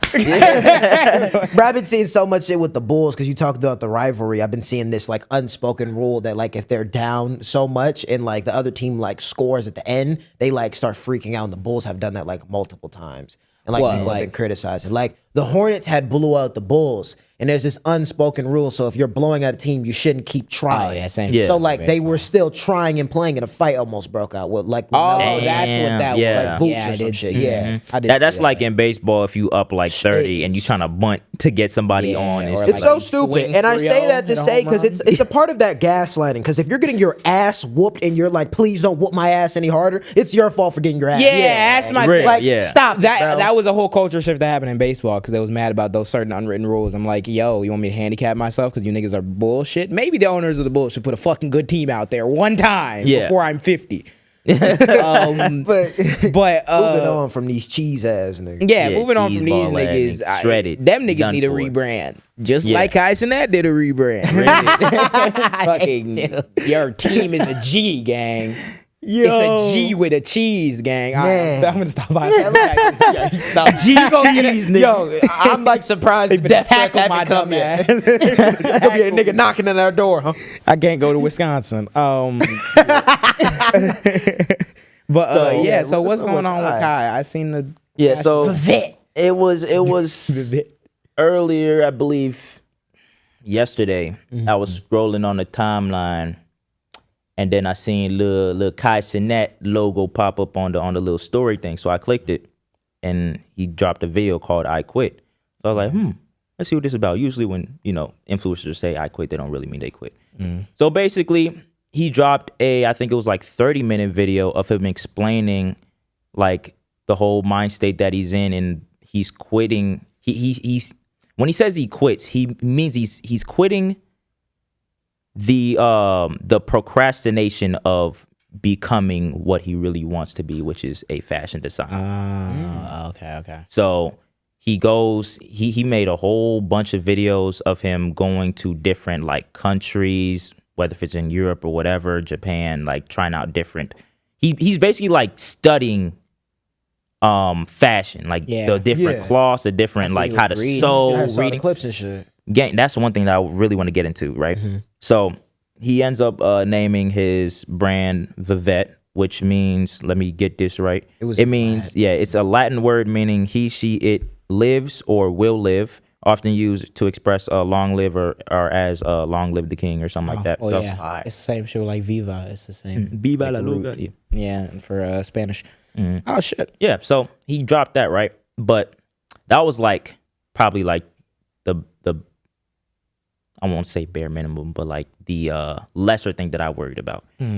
He dropped a new YouTube channel called Kai's Mind, where the nigga is like, at first when he was doing this shit, I was like, okay, yeah, he's just rebranding. It might seem a little bit performative. Yeah. Nah, this nigga is actually like dropping like video sessions of him reading. Like, gang. And he's also dropping gems on there too. One of the gems that he did drop was, I want to see the clip. Let's see the clip right now. Honestly, the reason why I started reading was because I didn't like the way I spoke. To be honest, I wanted to articulate myself better, and I noticed when I got into arguments and I had to get a point across, people were not taking me serious at all at serious moments, and I would have anxiety build up, and then I would start over my words and I not know what happened. So hopefully me reading, and I also have been writing as well, helps improve the way I articulate myself. Also, another reason why I want to read more, because I feel like as I am making my venture into clothing, I feel like when people have to ask me questions about the garments that I end up releasing, I should be able to articulate myself perfectly and explain what is going on and my thought process behind each garment and the inspiration. So yeah, that's really why. I don't know if it's going to work. If it works, it works. If it doesn't, it doesn't. Hang out. So after I seen that, I'm like, okay, cool. This man, in his like little he does like 15 to like 30-minute sessions of him reading on this page, right? And what I noticed is that he's just not like reading. He's actually like, if there's a word that he doesn't know and he's like stumbling over it, he'll pause, he'll look up the word, see what it means, and then continues. All right. That's something that needs to be pushed rather than the jumping around and screaming and doing all this extra shit. Yeah. That's the shit that needs to be pushed because we're in the age of niggas that are dumb as hell. Yeah, you kind of teaching kids to like learn them learning strategies as well. That's Yeah.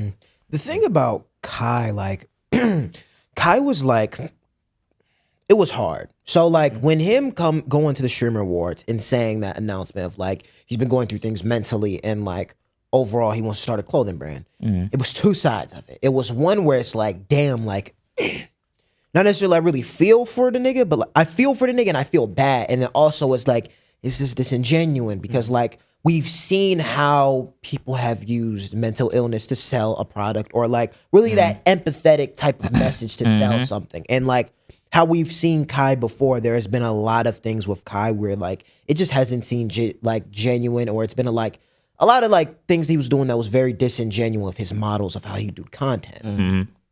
But like going on through like after we spoke about it and seeing the things that happened with like his breakup with him and his girlfriend that he publicly announced, and like seeing this, it's dope to see it because it's like he really meant what he said was like, yo, he was going through something and his thing is he wants to do this fashion shit. Like the fact that like you're going out there and you're learning how to sew, you're taking the time to learn the garments, like how everything's constructed is like, you have the passion for it. Like you're genuinely not bullshitting. And even like with the self-improvement content, that's a reflection of like, damn, like you must have really been going through some shit. Like I can really give you like kudos to that because it's like, shit is hard. Like especially like with you being the #1 streamer, but there's a lot of not only pressure, but a lot of criticism that you face. Yeah. Especially like with the move of being like, yo, I don't know if I want to do this shit anymore. Right. I feel like that was like crazy controversy I saw this nigga was even that statement. And then one thing that I noticed too is that he also mentioned the reason why he wanted to transition is because of kind of like what we were saying the entire time. Like, bro, niggas don't look at you as a human. You want to be looked at as a human. Yeah. The thing is, it's like a lot of creators go through that point where what you do when you first started off doing, usually it gets stale to you. You don't want to keep doing it. Yeah. But you know Especially that's how you're doing. exactly. But you know that's like that's your bread and butter. You know that's the shit that you started off with got you where you are now. Yeah.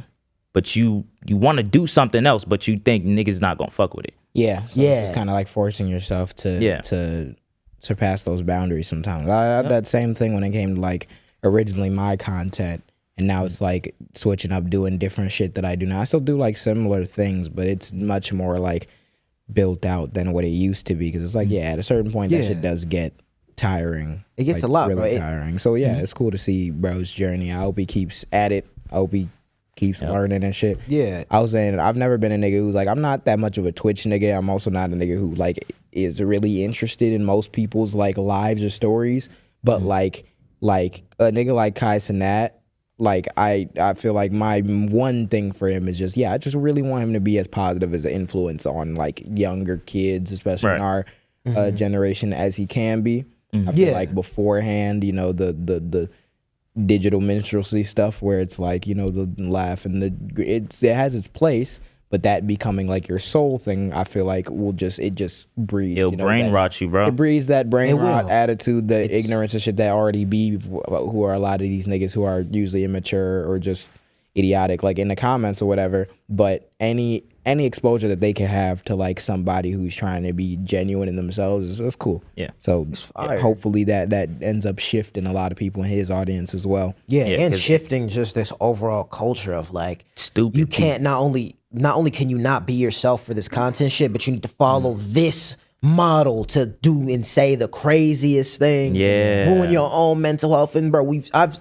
I just saw this clip about Jason Wayne. He's a streamer. He did this stream with his homies where they did a food run. And like they were going to like hella restaurants for like a challenge, and all of them got out the car and was just throwing up on stream. And I'm just like, this is like y'all will like dead like harm yourselves for this content shit. And like that one dude who got shot at, remember? Convy got shot out in the car. In which, if y'all don't know, Convy is a Twitch streamer. Not a Twitch streamer. Sorry, he's a Kick streamer. He be hanging around Aiden Ross and them. And the thing was, I saw this clip. Sneeko had told Convy, yo, don't go to the hood in New York. Don't go over there, bro. Because those people don't fuck with him. Even Lil TJ, after he got shot, put a Yeah, that's emoji what I like seen. the quiet thing. That's because- what I seen. I seen that there was like probably like beef or alleged beef between them two because Yeah. that nigga got that nigga was You know, in the you know hood what it trying is. to You know what it scream is, in the bro. car. Shit, bro. You know And what got it is, shot bro. up. It's a lot of these lame ass, weak ass niggas that try to. It's like they want that hood validation. You're not from there. You put on not, that. bro. You put on that as an aesthetic. yeah. The thing that it doesn't surprise me about. Did anyone die in that? Do we know? No, No, I think no one died. person They got went- grazed. They got Okay, grazed. okay. Yeah. I'm about to One say the died. way that Brody. Now I seen the footage. The way that Brody and them like ducked afterwards. I thought he got shot. I thought he and was like, died. I thought he Even died like, in the bro, head, the yeah. fucking laser was pointed at Convi's head. Yeah, Yeah. bro.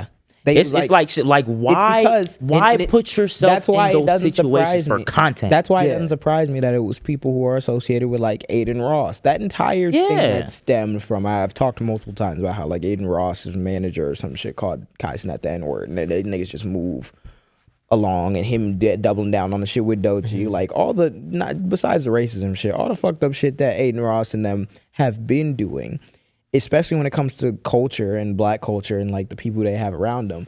That's why you see niggas like that who want to put on like the hood shit as an aesthetic. Yeah. It's because that's what them niggas think the shit is. Yep. Yeah. Y'all be That's thinking all what this that's shit what that they y'all think be the doing. black experience is. Y'all and be you try to thinking that emulate not it to only do you sell it. stereotype niggas as just being hood and that's and ghetto and the killing and the violent shit is all you niggas love to take and emulate from the culture, and you act as though that's the only thing that's there.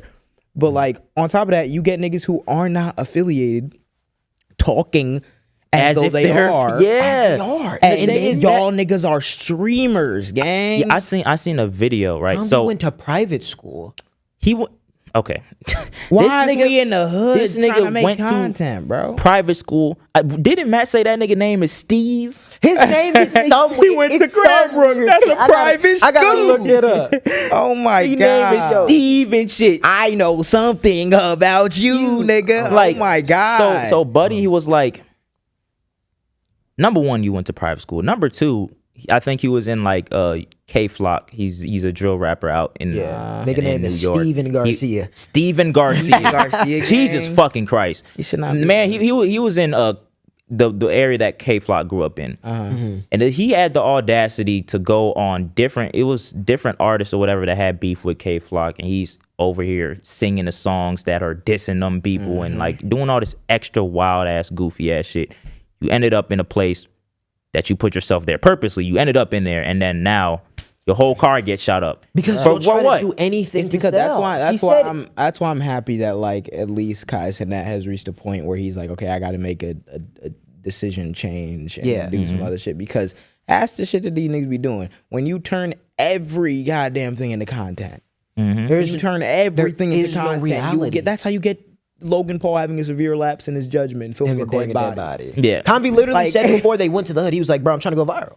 And y'all got shot at. Yeah. And like, it's the shit like that where like, bro, Go y'all viral need for to the like wrong live reason, in nigga. reality. Your ass would have went viral for real. Yeah, for dying. nigga. Exactly. You don't put people, environments, and their cultures out there as content for you to make fun of, and you don't even know. You ain't got your head on your shoulders. You got your car sprayed up, bro. That's why That's you a stay lot, where bro. you need to Like, stay, bro. Yeah. You when you monetize, I said this before, when you monetize every aspect of your life, bro, you damn near won't even You want to lose it. live. Yeah. You lose it. Yeah. In the same way with Kai, if like, bro, you had Brian cut your dreads off, you had this big mafia-thon, it's like, what fulfillment does that give you when every aspect of your life has been monetized? And I understand There's so the many thing of, niggas like, trying to rinse and repeat that same formula. That's why same niggas like formula that. over and over and over. And like, bro, nothing will be pushed through this, and y'all will, if anything, keep moving back, because now Kick is a platform where like, hey, if you want to like see niggas get shot up, go to Kick. Yeah. Go to Kick, see that. And that's what happens when like, and like people be like, no, it's not as deep as it is. Yes, it is. Bro. very All it deep. takes is for one person to lead a movement. Yep. Yeah. Yep. And That's all it is. I really want him to keep pushing that reading content as well, because that's something that I've struggled with. I struggle with stumbling over my words still to this day. All the time, A bro. lot of people do that shit. And it's Yeah. like,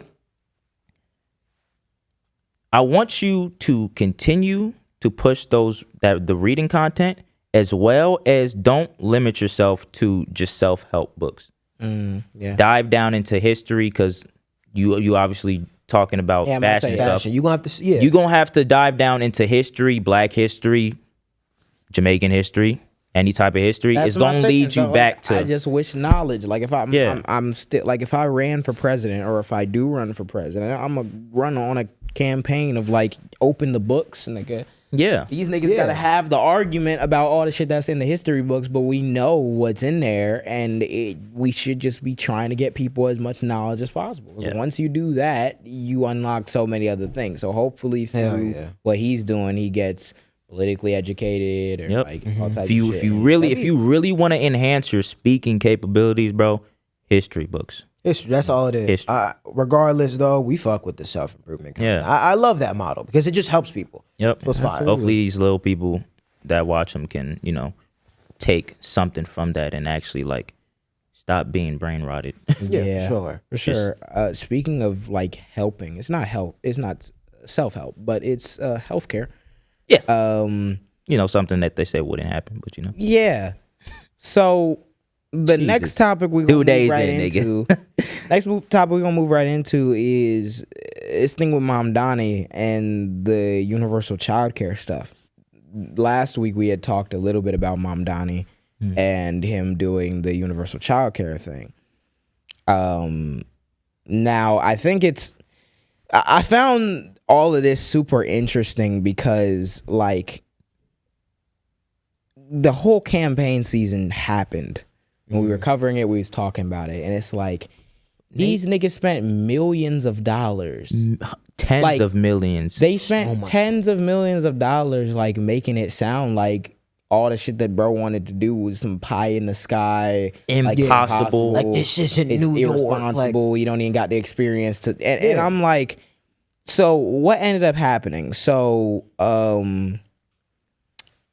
this is an article in NPR. Kathy Hochul and Zohran Mamdani appearing together in a plan to increase spending on childcare starting this year, with eventually providing universal childcare throughout the state for kids under 5. They said in an interview with All Things Considered, Mamdani said the announcement means that the state will commit $1.21 billion for New York City to take the first steps toward universal childcare. The city will be able to fund fixes to make universal care for 3-year-olds a reality. And the first steps should be covering about 2,000 kids at age 2 this fall.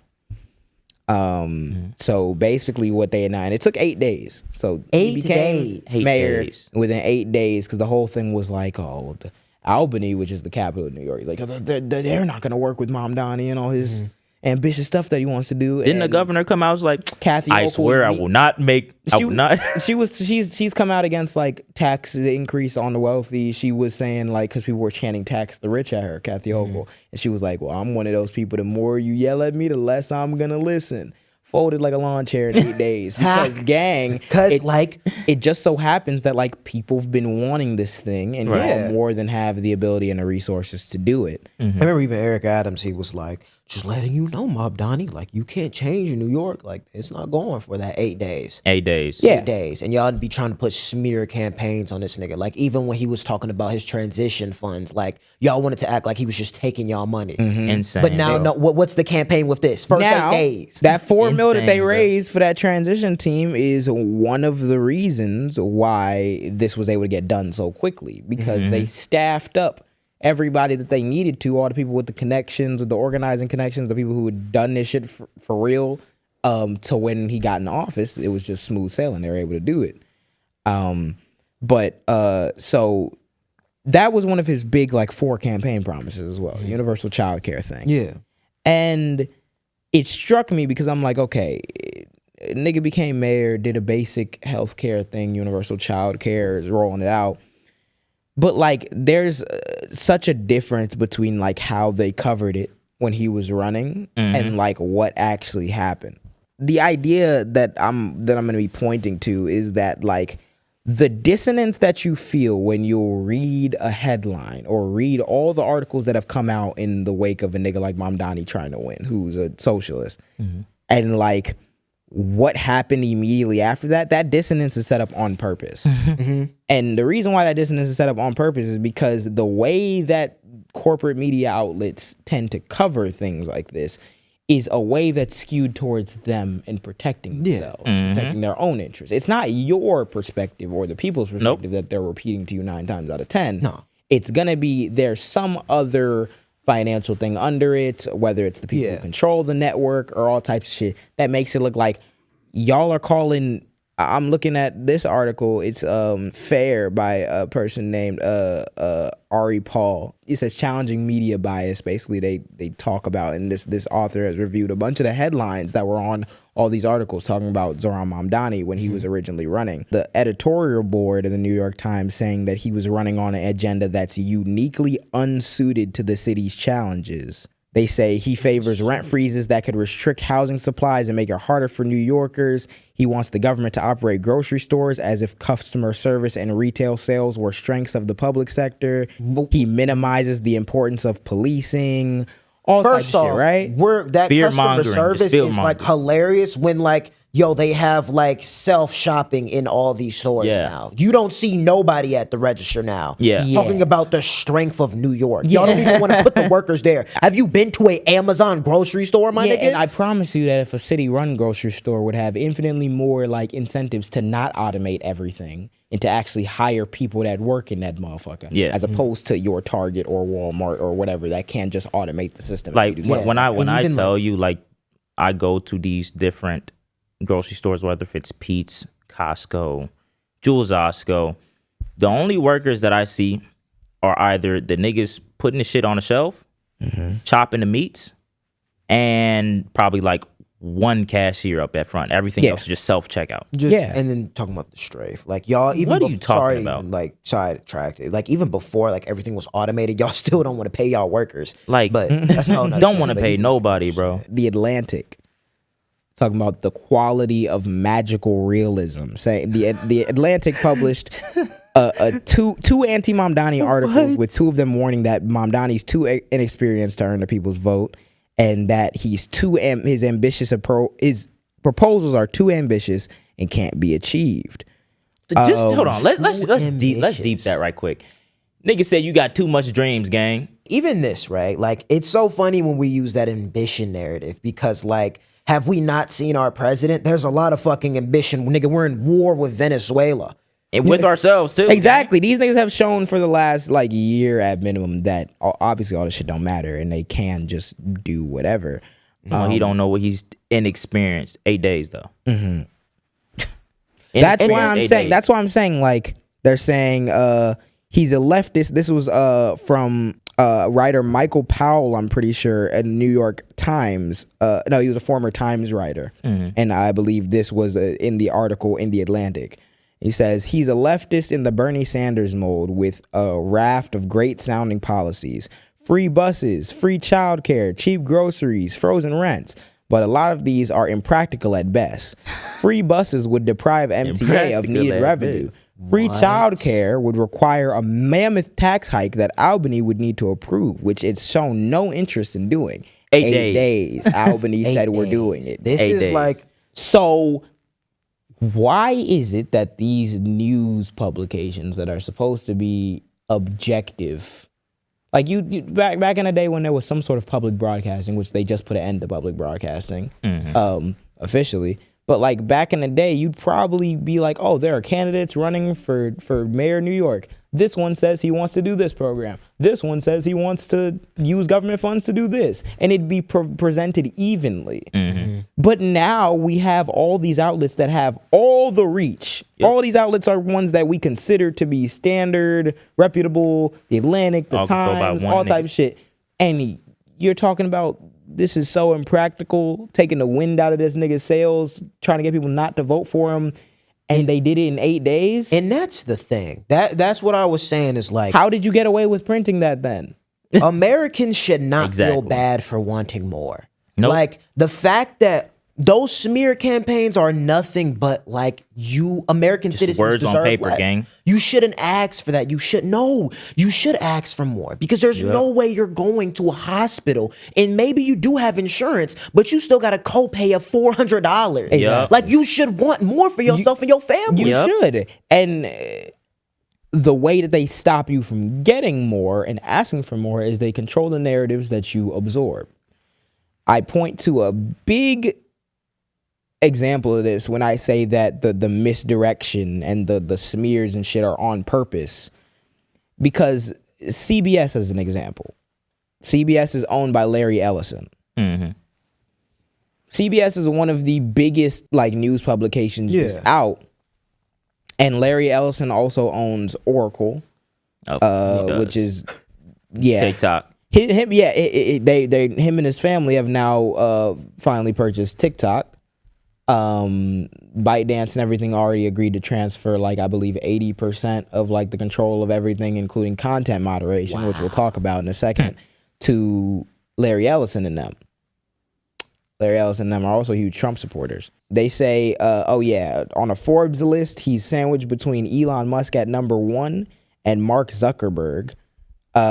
He's a billionaire. The thing that annoys me about it is that like it kind of covers up the we take for granted like publications like AP and CBS and all types of shit, and it kind of removes the realization that like, oh wait, what happens when you give billionaires and people who are super rich a lot of outsized influence in like news media and in democracy? That's where you get to run into problems. Larry Ellison originally joined in with the whole Trump didn't lose the election shit. Of course he did. Right, of course he did. Because he's been one of like the biggest like, you know, pro-Trump fanboys on like the internet and shit. So now they're gonna have control over TikTok. When it comes to I wonder why shit getting suppressed, nigga. Larry Ellison has a son, David Ellison, who, you know, was born into the family. They were already rich. He's the CEO of Skydance, which recently merged with Paramount. Holy shit. Giving them control over CBS. Skydance merged with Paramount? Yeah, Skydance merged with Paramount, and the Ellison family now also has control over, or has complete control over CBS. That's what he's mainly chairing, Larry Ellison's son. They just got TikTok, and they're also trying to have that merger with CNN.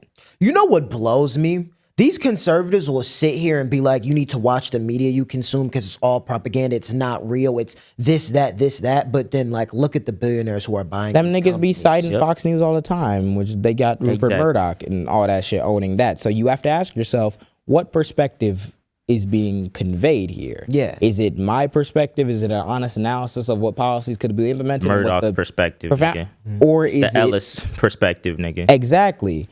It says New York Post reports that the Ellisons, the father and the son, are now looking to buy Warner Brothers Discovery, which carries with it CNN, which means that this one family would have control over CBS, CNN, Warner Brothers, and TikTok. And Oracle in and of itself is a whole other company. What? CNN reports to 1.8 million viewers, and CBS reports to an average total audience of 1.4 million viewers for a combined 3.2 million, which eclipses ABC's 2.3 million, NBC's 1.4 million, and more profile views and MSNBC and MSNBC's 1.2 million viewers. So what we're discussing is a far-right, Trump-aligned billionaire who has direct access to the information that we are reading to try to figure out what's going on in the world. That obviously can have you run into a bunch of problems. Yeah. Them buying TikTok has not helped. Nope. Because now I'm reading from an article in NPR, the Ellisons, TikTok, and Paramount. When TikTok reached that deal to sell its U.S. operations to a group of investors headed by Larry Ellison, Paramount also acquired the Free Press, which is a right-wing online website run by Barry Weiss, who they're now trying to put as like the chief, like one of the chief writers at CBS. Jesus Christ. So like this is not being run from an objective, let me get you your news thing. It's all biased. Their interests are gonna come out in these things when these news outlets are so corporately run and so corporately invested. That's just what it is. If you're allowed to start a private company that allows you to put out news narratives, well, you gonna put whatever narrative out that's gonna suit your own I feel bottom like line. there's so many layers that we've like seen, even with like last year when it came to the ads that was propaganda, when you had the Gene ads.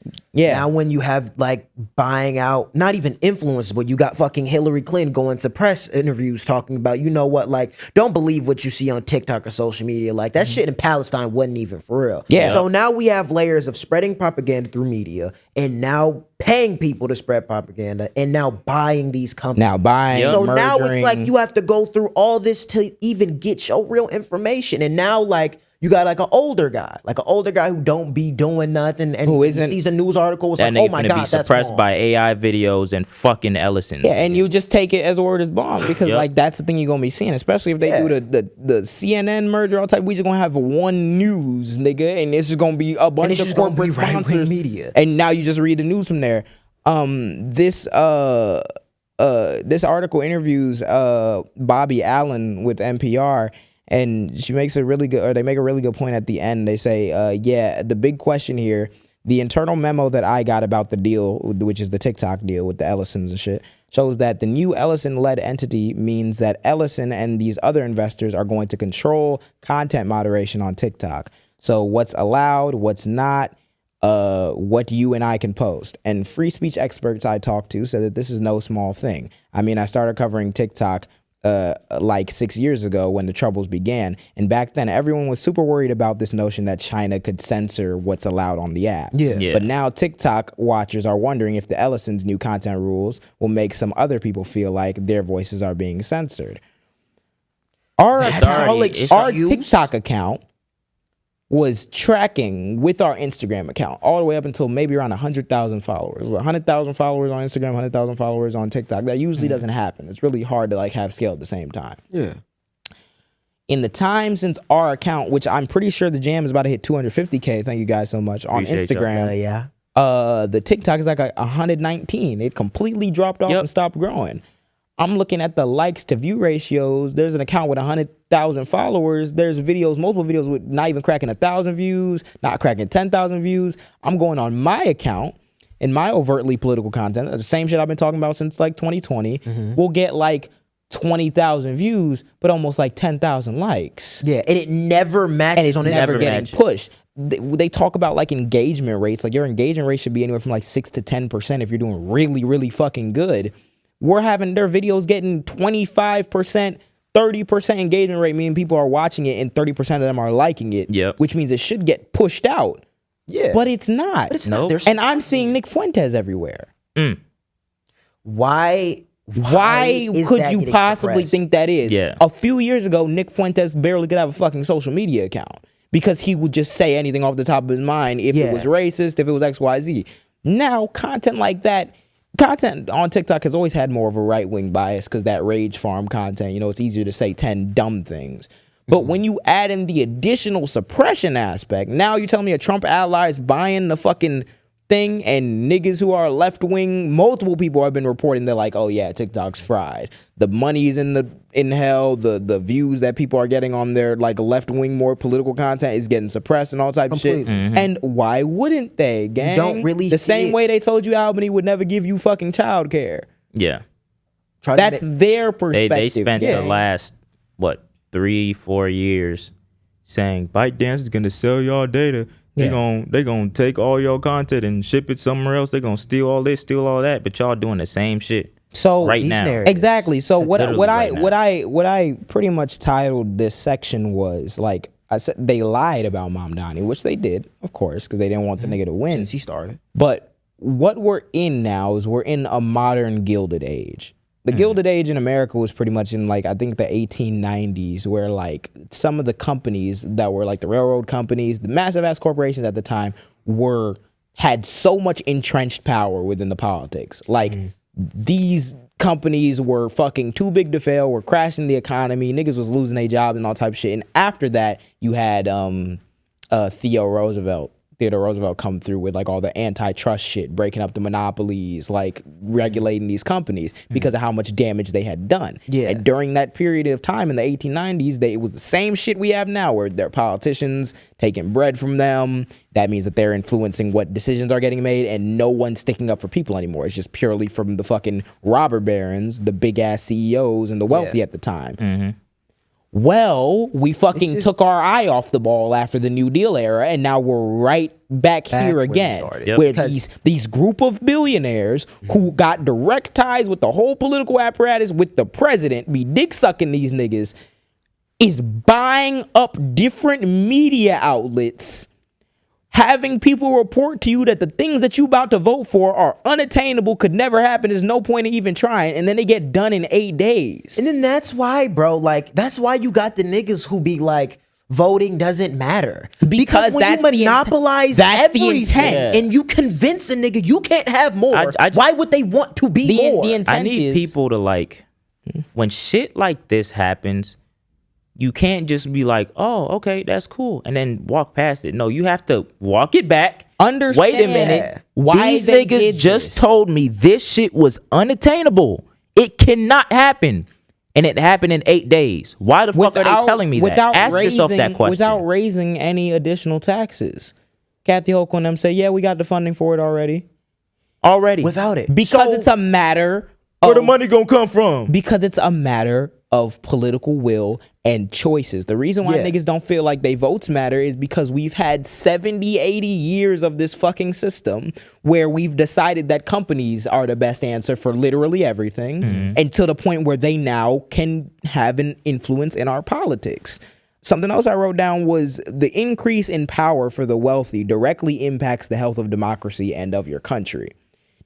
You can't have a democracy where you feel like your voice is represented if you have two candidates that are paid to give you fucking diet bullshit every year. Yep. And tell you you should be grateful with that and you can't get nothing else. You already- It's not because we've never had shit like that. We had antitrust. We had an era where politicians collectively was like, yo, these businesses is getting a little bit too out of hand. We got to fucking check them. We just haven't done that since God knows when, because in the meantime, while everyone was fucking snoozing, niggas they is have ranking entrenched up their power bread. again, because if you let a billionaire buy the narrative on what's going on, they can buy infinitely more narratives than you can, motherfuckers working minimum wage. Bro, that's why So you their should be like- viewpoint will be the one that gets reflected in society. Their viewpoint will be the one that gets catered first, and their viewpoint is going to be the lens through which you're reading about these policies. Stop fucking putting these billionaires on a pedestal. I see Yep. it time and time again, bro. They not gonna The give you no money, concept gang. of their existence, quite literally, is a fuck you to. The concept of billionaires exist. The reason why motherfuckers say billionaires shouldn't exist is not because, like, oh my God, every individual person who's a billionaire should get shot immediately because they're all evil people. I don't give a fuck about you niggas like that. The reason is, once you amass $1 billion, you can be very creative with the things you do with that $1 billion. And you have now went past the point of regulation. Some might buy a Lambo. Some might buy a gym membership. Others can buy CNN. And Yeah. spread propaganda. And have a Nick Others Fuentes can on the buy spotlight. politicians. Others can buy lobbyists. We can't buy lobbyists, gang. So that's why when you're trying to have a democracy, an actual democracy that's representative of what the people want to have happen, you have to have a level playing field as much as you can. You have to heavily restrict how much money these niggas can pour into these fucking campaigns so that we're looking around. Why'd the Democrats randomly cave on the government shutdown? Oh, it's Chuck and them getting called from the airline industry? Like, yo, you got to get these airlines running up before Christmas season. This is crazy. Okay, well then those airlines should also have to make the case to the American people why that's more important right now than the fact that we're going to get healthcare. They never do that. They just have a secret call in the room, be like, Chuck, get me out this one real quick, and then Chuck, get you out the one real Y'all quick. folded that quick with these airlines, bro. These airlines couldn't lose some money. These niggas couldn't stay home. That's the thing where it was like, yo, like no one could say anything to me because like that was not in the people's interest They're at all. too big to fail. while everyone was looking, nobody set up a government alternative or like a publicly run alternative that's run well, that gives affordable air travel to everybody, that could be more insulated from a thing like this. No one did that because we just allowed that entire industry to be completely dominated by like the 4 fucking companies that are there. Yep. Yeah. So when they bullshit you, you very rarely get no recourse for it. And when they need something done in Congress, and when they want to fucking shrink your seat size for the 80th time to get more passengers on their shit to make more money, you get no recourse. Who you gonna call your congressman and tell him to side against American Airlines when they cut them $300,000 in a check? Yeah. I can't cut you $300,000 in a check. In a democracy, that should not determine whether or not you're listening to me. Yeah. It's whether or not I can cut you $300K. Yeah. That's where you run into fucking problems. So the problem that the Democrats / left-wing political people in the country have now, in my opinion, is they can no longer afford to abdicate power in fighting against the billionaire class, because 2 things will happen if you keep punting the football. Your party will die, or your party will get taken over. Yep. And I obviously you can piece that together through history, but when I'm reading about like the Gilded Age and how the parties like shifted and how some parties that were back in the day don't exist anymore, the common theme is all of them failed to adjust to a particular moment that could completely throw away some of your policy platform and get with the times. Yeah. The Democrats are arguing about Israel. The Democrats are arguing about whether or not we should back the regime change in Venezuela. The Democrats are arguing about whether or not we're too mean to the billionaires. We just had a ICE Too agent. mean We to just the had a billionaires. ICE agent just shoot someone off random. Yo, We're it's having- looking like a third world country, gang. We're having, Yeah. and you want to know why? It's because capitalism can't put up a fight against fascism, gang. Bro, If you have a bunch of racist niggas it in the fuels government, it. and they're also robber barons who are CEOs and who are billionaires, and they're the first ones who your ears gonna be listening to. Your foreign policy, your domestic policy, your everything is gonna constantly march in their direction. So what happens when these niggas reach a point where they're like, okay, well, fuck it with the pretending about the racism thing anymore? Because for me to care about racism means I have to put in extra resources before I hire a person, which costs me a little bit more money. So fuck it. We could just go back to the 1860s. Well, somebody got to step in at some point, right? But Yeah. you niggas keep not stepping in. It's not that bad. It's not that bad. It's not that bad. because- And then before you look at it, we can't even have a conversation about what we're doing with ICE. Because it feels like Because all these companies done donated to get this president in the White House. All Yeah. these companies done donated to get all the lackeys there that will never regulate ICE in the Congress.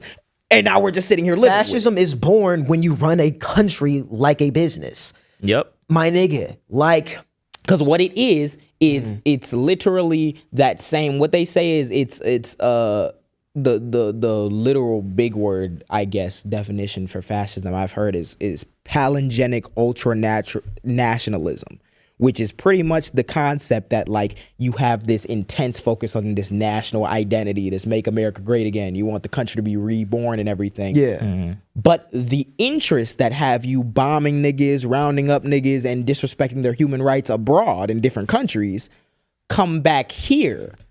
Because when capitalism fails to fix the problems that everyone's feeling, that's how they can just default to be like, oh, it's the brown Even- people. Exactly. And Even now with- you're facing that same threat of violence that these niggas in other countries are facing when America come through, but just here now. Now niggas getting shot, now niggas getting rounded up here. Now, why is that? Is that gonna raise your wages? Is it gonna... Nope.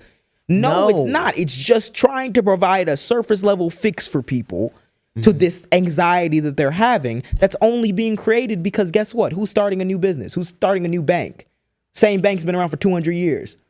Who's starting another Amazon? It's like 3 companies that do that. Exactly. Who's starting another internet provider? It's like Yeah. 5 companies that do that. In most sectors, it's like 5 companies. There's no competition. There's no way for niggas to How can make you their own have way the out of it. competition? So you just, yeah. And then those same niggas who are suppressing all the competition also have a seat of power. They have Yep. the representation in the government. And that's why, so bro, until one of you niggas stands up and gets your chest about you and is like, no, this can't keep happening, you'll keep looking weird when niggas asking you about ICE, when niggas asking you about Palestine. You can't even stand on your own principles, gang, because you're too captured by these All niggas. they gonna default to is it's a tragedy. We gotta stop this now. Because every Do move the something Dems about are it. trying to do is they're just trying to get by. Yep. Because you're torn. always You're trying to torn get with the by. side of you're taking the money, but also you trying to represent the And it people. You wasn't- can't have it both. wasn't- Cut your water off. It wasn't have both. always like that, No. gang. That's the thing that you can't get away from. It's not like niggas are asking for some new, never tried formula before where you bust no. corporate power in order to help people. No, you just have to get your guts about you. And- you have to have the political will to do it, and you have to be able to say, nah, I'm not going to take the money from these people for Yeah. this reason because they're going to want me to act this way. That's what niggas are looking for. That's all it That's is. all Just people for are you to looking for. say something. But they can't do that if it's not in the interest of the people who are cutting you the check. Mm-hmm. And that's why you get shit like that. Niggas telling you you can't have universal child care in the most wealthy city in the history of mankind, and then it gets done in 8 days. 8 days. What are we talking? You can't say They that found- while they- simultaneously The like shit is They intentional. legit found 8 billion? 1.2. 1.2 billion. They found that we're bitch. doing dumb shit. Like we're putting money in ballrooms and shit. Like they're fucking off your money, gang. Yeah. We're putting money in wars that we don't need to be in. They're fucking off your money. You deserve more. Yep. People at home need to be as loud, and you don't need to be quiet. It don't matter how shit this like the way things look, bro. You just need to be twice as loud because Yep. you always have that force that comes in and kicks the door open. Mamdani, Yeah. shows you it's possible in 8 days. That's what because everyone- you have the money. That's Yep. what everyone should be taking from it. I feel like more than everything, even how fucked the Ellisons are and how corporate captured so much of our information is nowadays, the thing that you need to be taking from it is that once it happens, it happens. yeah. This nigga said he was gonna do it. They got there. They already on the way doing it. It already on hasn't it. even We been ain't- 2 weeks, we- which means that nobody else now has an excuse. Nope. And if you can show, if Mamdani can show that none of y'all have an excuse, then it really gets scary out here. That's why 10 times out of 10, a lot of these niggas would rather punt the football and have these niggas run smears about bro, as opposed to being like, damn, this is a new way to approach things. be How can doing we that. do stuff different? But y'all niggas doing Don't deals care. within the party. Like Yeah. you're just making it stronger. Like y'all need to actually stand for something and shut the fuck up. Like, actually, They see like that instead of being like, okay, this might help the people of my city. Let's, or the whole country. Let's dive even into at that. They, once- does this benefit the person that just gave me money? Probably not. Does All it right. benefit? Like I feel like the Dems have done so much shit where it's like, yo, like, are you even like benefiting from opening your mouth? Like I remember that one, and I'm not even gonna get too into it, but like that one campaign that one woman had made about like popular influencers getting paid off, but they're Oh, Dems. yeah, And it's yeah. shit like that where it's like, what's the point? What's the point when we got ICE agents out here just arrested and killing people? Performative, bro. It's one of those things where it's like, yo, y'all need to figure out what y'all priorities is and fucking push on that. yeah. And I feel like that's where the most of the energy is coming from, is gonna be that left wing flank, and because that's just, people are looking for a vision. People are looking for a vision, and you can't keep giving these niggas this vision where it's like, all right, you got to settle for whatever the fuck Amazon said is good, bro. What if it's not good for me? At a certain point, It's never good. y'all keep running out of time when it comes to actually like listening to your constituents, and that shit will continue to be devastating. And it will also continue to make us lose elections. We want to win the midterms. That's what we really need to be talking about. The party in and of itself, and people generally, or like people, political actors, need to be ready to get rid of this entire playbook on certain issues. Yep. Certain things that y'all think, oh, it's just a product of the time, we can't do nothing about it. It gotta go. It gotta go, bro. It gotta go. Make we it have work, seen nigga. time and time that it has worked, and like, bro, there's no more excuses from here on out. Like, Nope. people, bro, it's a different time out here. People not going for that shit. Like, as much as like you can put your billions everywhere, bro, people will not go for that shit. Yeah, it Don't will think not. they won't. And that's what they found out. So, And y'all shouldn't. yeah, so we're gonna keep watching, keep an eye on all y'all, because there's obviously more to the shit that be going on, and the game is to make sure you don't understand as much as possible. But only through knowledge can you combat that. Let's move into the next thing, which is Timothée Chalamet. Timothée Chalamet, white man of the year. So last episode, we had got into the Timothée Chalamet and Michael B. Jordan thing because what happened was the Critics' Choice Awards was happening, and Timothée Chalamet had won Actor of the Year when Marty Supreme had just came out on Christmas, and he's had overall this year this big press run, right? And even the Golden Globes just happened. He ended up winning that award as well of the Best Actor over Leo and Michael B. Jordan and the rest of the other candidates once again. And Sinners there had won the they won the award for like box office like record or something like that, right? And I'm seeing all this and like overall I understand how these award shows go. Like with every award show, bro, you're gonna have something that you're not happy about, right?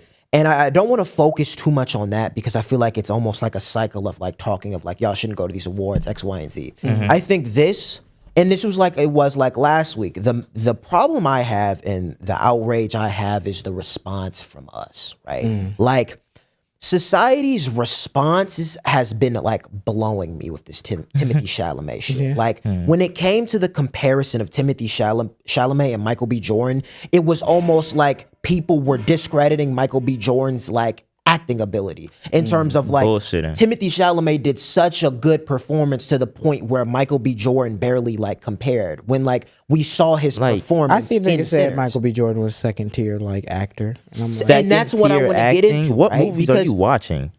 why do people not see Michael B. Jordan as an actor like Timothée Chalamet when like his record with not only Ryan Coogler but his movies, bro, he sold billions of dollars in the box office.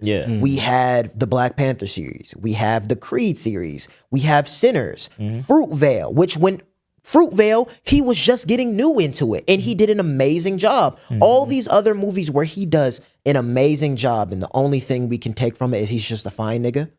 That's the only thing we can take about it because people don't even, and even like I'm seeing black people not even considering him a real actor. And it's like we almost fallen for this white supremacy like marketing. And why I say that is because the thing with Timothée Chalamet is there's something disingenuous about it all. And what I mean about that is before Marty Supreme, before the marketing, when Timothée Chalamet was just this French kid coming up in the acting business and he's this prodigy. Because as much as people was talking about his looks, they were talking about his acting ability, where he went to Interstellar and even he had his series with Dune. And even with Dune, it had a crazy stacked cast in it. And he didn't even end up winning an Oscar. I don't think he won awards for it. And it came to this criticism as like, damn, like, is it like an age thing? Like people were saying, well, the thing with Timothée Chalamet is he's not old enough and not mature enough to win that award. Old enough and and mature. Adrian Brody had ended up getting it during the Oscars, right? And it's like you use that narrative about him not being old enough, but now this year he deserves like every single award. And the reason for that is, bro, it's genuinely, as much as he's a good actor, it's the marketing of it all, bro. You've now completely changed your style. You're wearing True Religion jeans and sagging and wearing all these different types. You're wearing chrome now, which of course, I don't know you personally, but it's a switch up in style. A switch up in style as a celebrity is marketing. So now you're in everyone's face. You got niggas. Why are niggas calling you the white boy of the year? Because you got the True Religion. You dressing like us.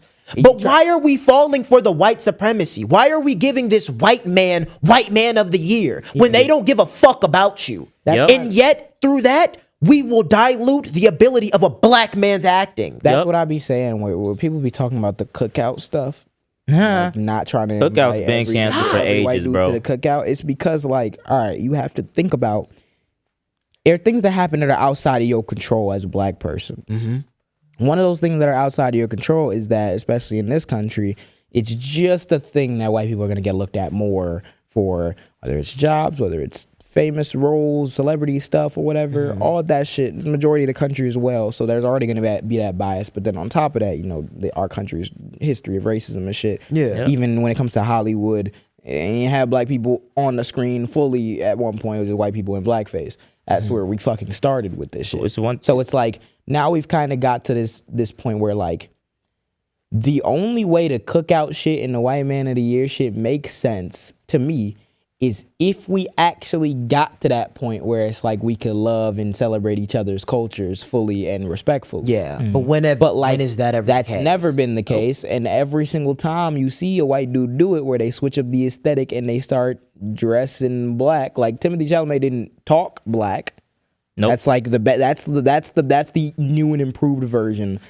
Before it was like Robert Downey Jr. I'm gonna do blackface gang, but like then it was I'm a bad baby. I'm gonna do the black scent and the Woah Vicky black scent and do all that shit. Now it's like none of that's acceptable. But like the style and like I remember originally he was on SNL, like the face tat, like funny like shit of like the mocking the rapper stuff, and I'm like, okay, that's not offensive. I guess it's less offensive if you want to call it that.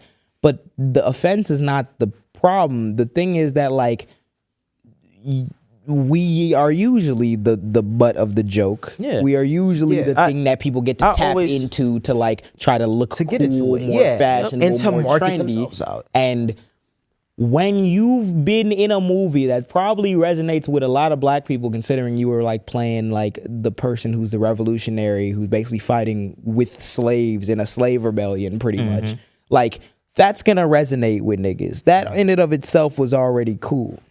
But like you can forgive a nigga for being black and seeing that like, okay, there was obviously a stylistic choice, whether it was from like a stylist or like a publicist or some shit, to be like, yo, to keep yourself young, hip, trendy, fashionable, do this style, appear on this, go do this song with XYZ, and it's like, it's all for promo. But when you realize that like it's a dude who's not from your culture, from the aesthetic, marketing that back to you, and then getting more accolades than a nigga who actually did the thing in the same industry. It's like, it's another case of, and that's why I got so mad, because it's like, yo, you niggas is falling for that white is right agenda. Bro, because gang, like, I'm seeing content creators that like, bro, they be doing honest reviews on films. These niggas talking about like, Timothée Chalamet is the future of this, and there's a reason why they're marketing him in the way they are.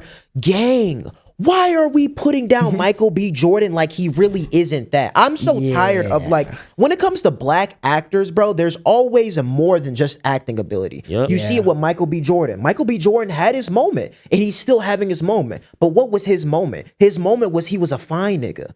Aaron Pierre's been blowing up. I haven't seen no one talk about his acting ability. I've only seen niggas talk about how fine he is. And it's one of those things where like, bro, like, I feel like when it comes to a lot of shit, we're not seen for like, we're not actually seen for what we're doing. Nope. White people get to do the bare minimum, bro. And they get jolted up, and not saying like Timothée Chalamet doing the bare minimum, but it's like, it's not. It's always, I've always, even in social media, I've always seen like a rapper would put out like one of the top singles of that month or whatever. Takes them a while to do that. Here come the white lady lip syncing to it. Instant megastar out of nowhere. Instant megastar. It's because, like, what the fuck? I've seen people talk about, oh, yeah, you know, this movie blew up because it's a biopic and X, Y, and Z. Bro, he's done biopics before. Like, y'all don't know about him. I don't know about him. He wasn't winning awards before it. He was getting nominated. He wasn't winning. Like, no one was really like, as much as Timothée Chalamet is a big actor, bro, people were like not counting you in. People were just hating on you because you've been arrogant. Like, people claimed he was arrogant in terms of like, he has that athlete's mindset when it comes to acting. And people were all on his ass. And now it's like, now it's this complete 180. It's this complete switch up because, gang, this is what happens when white supremacy is in marketing. It's really who your allies are.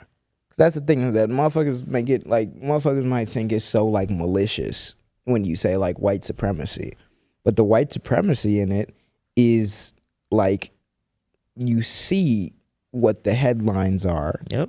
Look at the nigga that owns the headlines. The press are, who's going to be in charge of ginning up the excitement for this movie, and they're going to be a lot more eager to do that if you're Timothée Chalamet.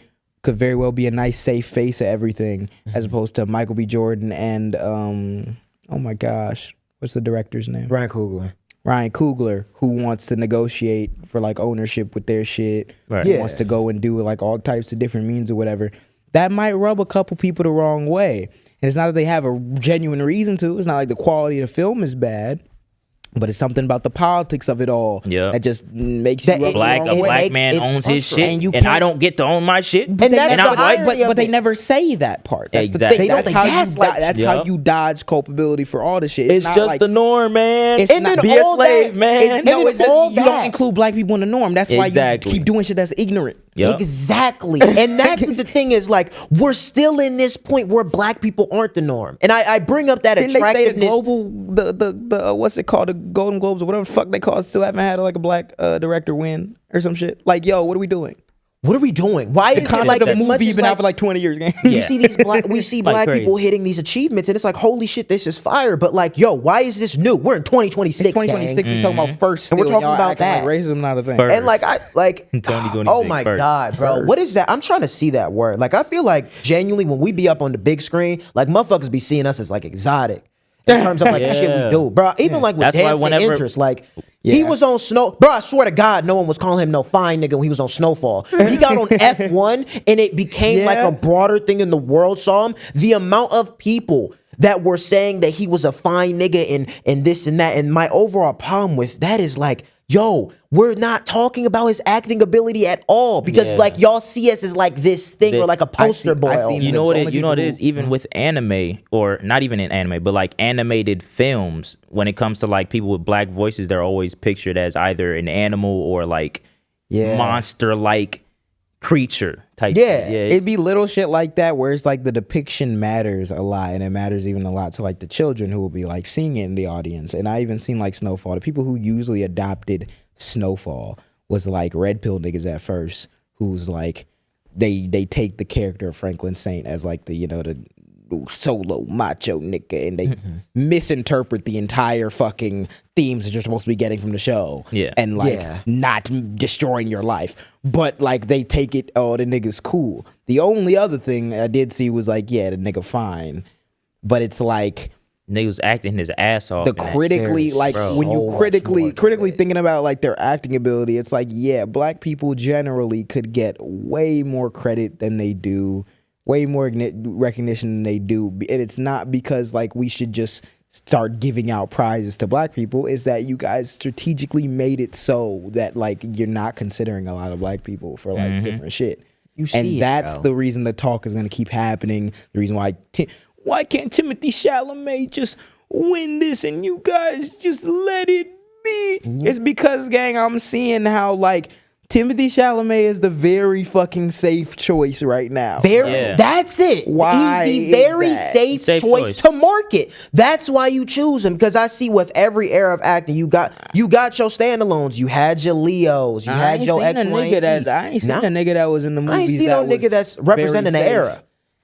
I ain't seen a nigga in any of these movies that's very safe to advertise, that they Nah. put front and center of everything, unless the movie was already all black, like Black Panther. And we're giving Right. him White Man of the Year when he don't even speak about y'all issues.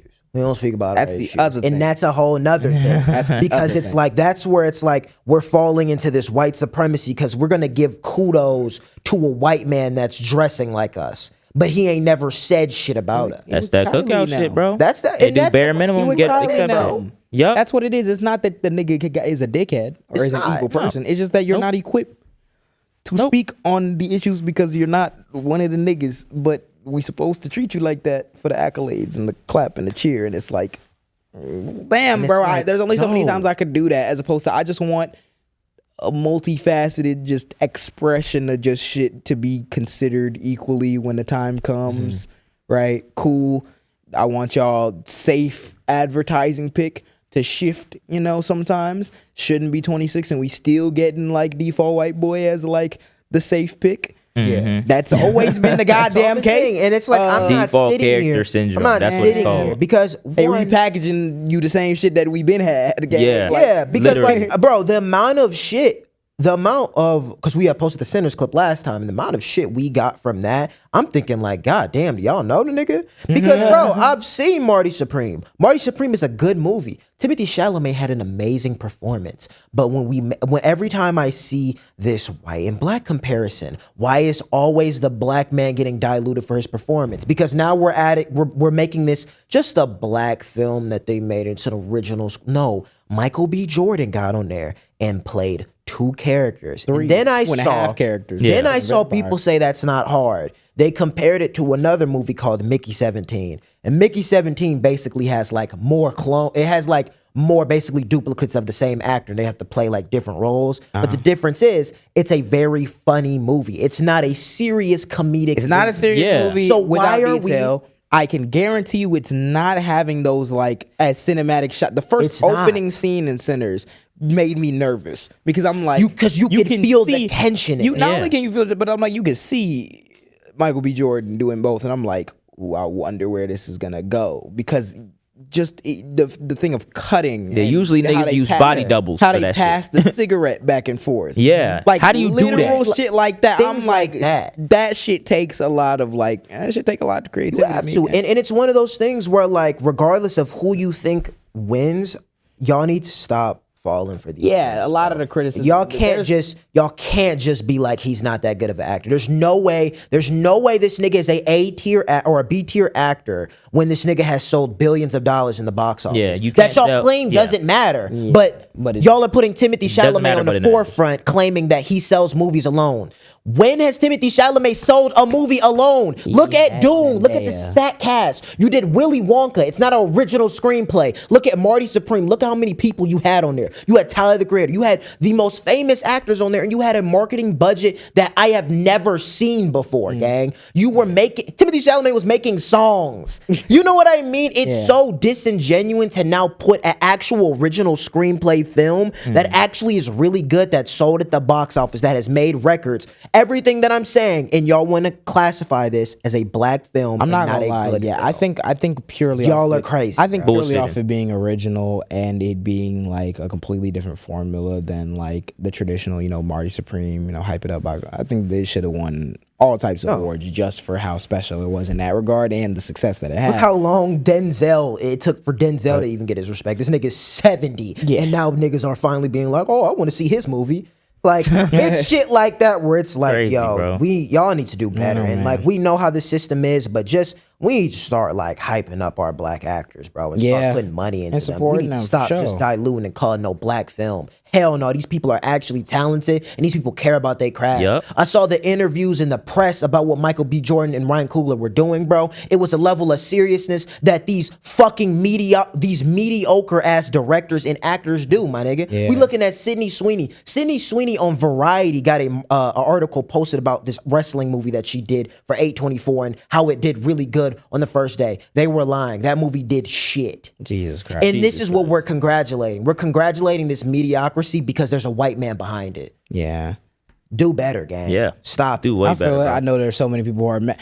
No, Marty Supreme was the best. Stop it. Marty Supreme wasn't even better than one battle after another, and I can argue any nigga about that. It was a shit. good movie, but my nigga was not better than that, gang. It just wasn't. I still have to go see it, but I will say I haven't been as excited to see it. And I was more excited with Dune with bro. But Sinners, so sorry. Sinners took place in one setting. yeah. Let's keep going. But yeah, ICE has been, of course, running wild. Yep. Running rampant, and y'all responses are killing me, gang. You see what I the only had- Homeland Security said? Oh, them saying that they have federal immunity. Yep. Trump announced via Truth Social that all these ICE agents have immunity. And if anyone tries to stop or impede you, then blah, blah, blah. Which is just giving more bullshit. warrant for them to turn up the Giving more temperature. warrant. And I You think doing a shit. This is after Nicole Good, Renee Nicole Good already got killed. There's only a couple things that I'm gonna mention. We don't have to watch the video, but Bill Ackman, who is, you might recognize that name because he is a billionaire.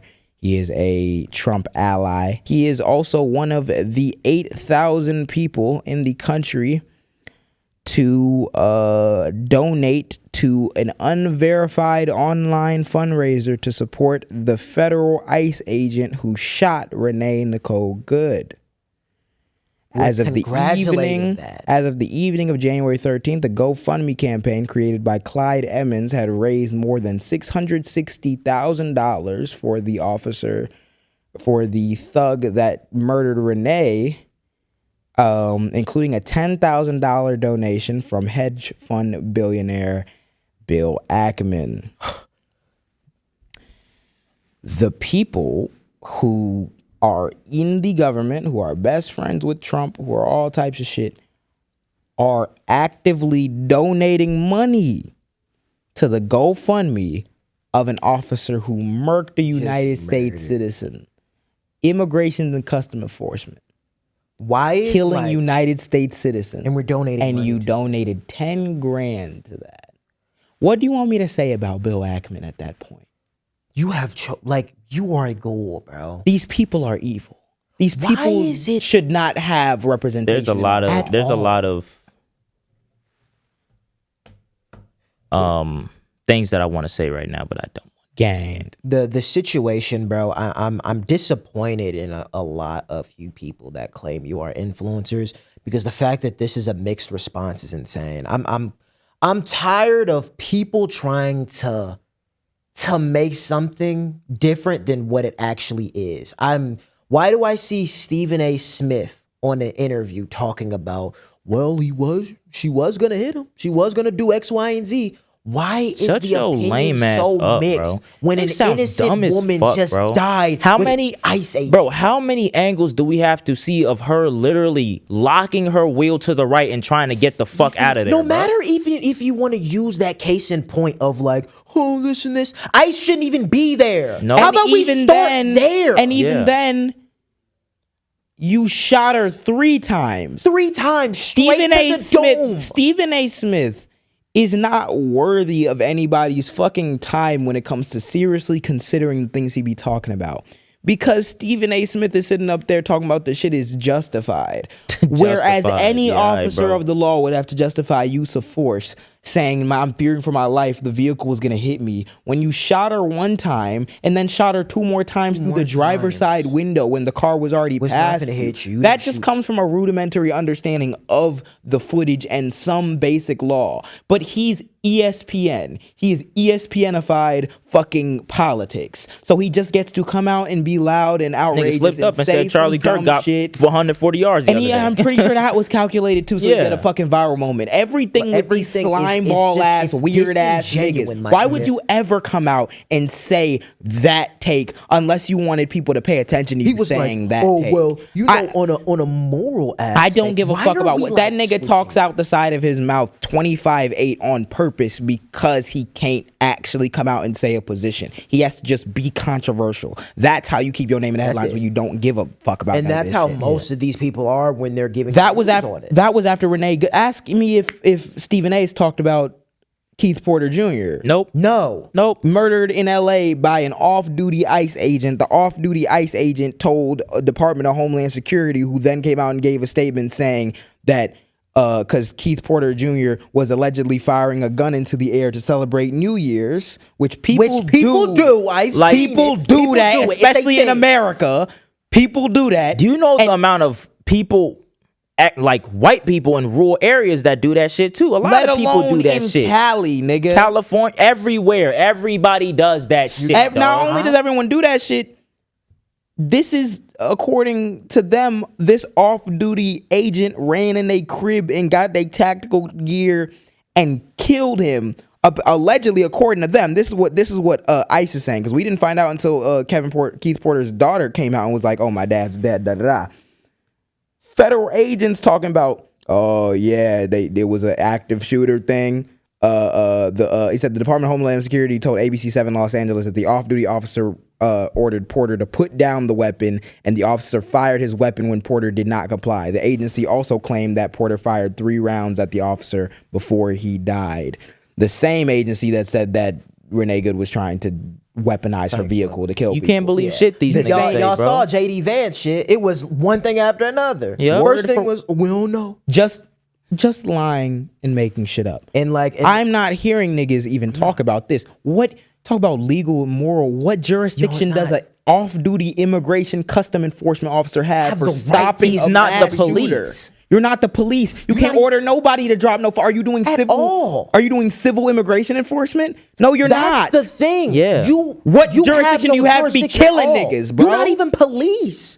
You're not even from there. That's the thing that's like insane. And niggas come out here and talk about this shit for content with no fucking background or anything. It's supposed to sound credible, like a Stephen A. Smith. And that's why I despise a nigga like that. Because you're so fucking, you're not even about this shit enough to give a fuck about what you're talking about enough to do your due diligence. You just want to sound like the first nigga who's right and passionate about a thing. And you know it's cynical too, because most of these people who use these talking points find some way to blame it on the radical left. Of course. Currently, you don't give a fuck about that person dying. And I'll wrap up with this. There have been multiple resignations. Oh yeah, and they data just got from leaked. Federal prosecutors. ICE ICE agents' data got leaked, but there's federal prosecutors who resigned over concerns about the probe into the ICE shooting of Renee Nicole Good.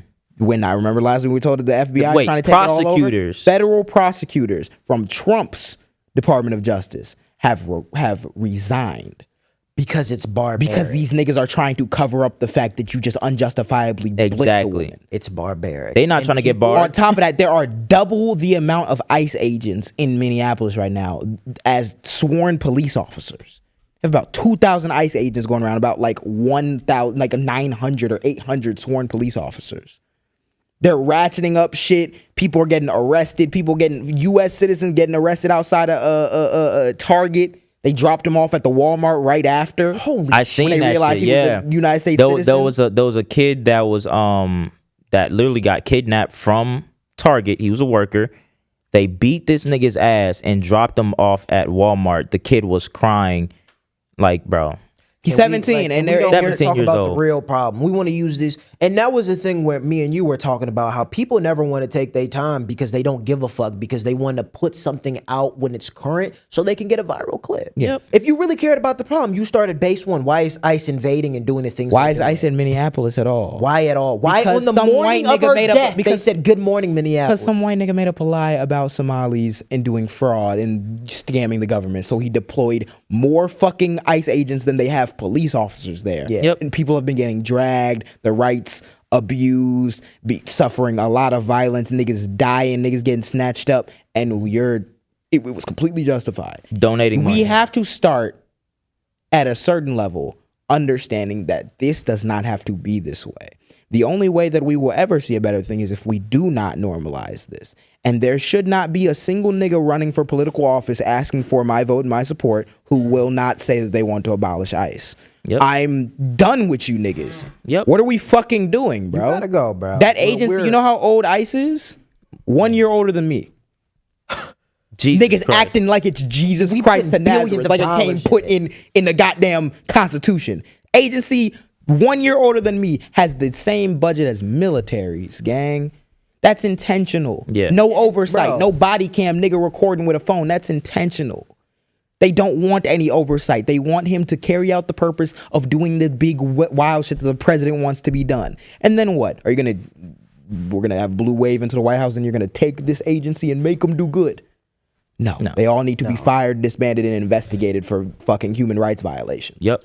If you're serious, that's what you want. Yep. Bro, we're too used to America's barbaric style. We're too used to it, and they're trying to normalize it even faster. more. I feel like the big disaster from the like Clinton, Obama eras and everything is that there were so much aspects of dehumanization and like violence that were normalized just because it's par for the course. Like when it comes to our foreign policy or shit, and it's distant, you don't really see it. Well, then what happens when all the distance gets removed and these niggas stop trying to make up shit, stop trying to put flowery language on it, stop trying to give you an excuse. Let's just do the wild shit out in the open. Yep. Then what counterblast do you have to that? It's like because y'all were cool with the wild shit before when it was quieter.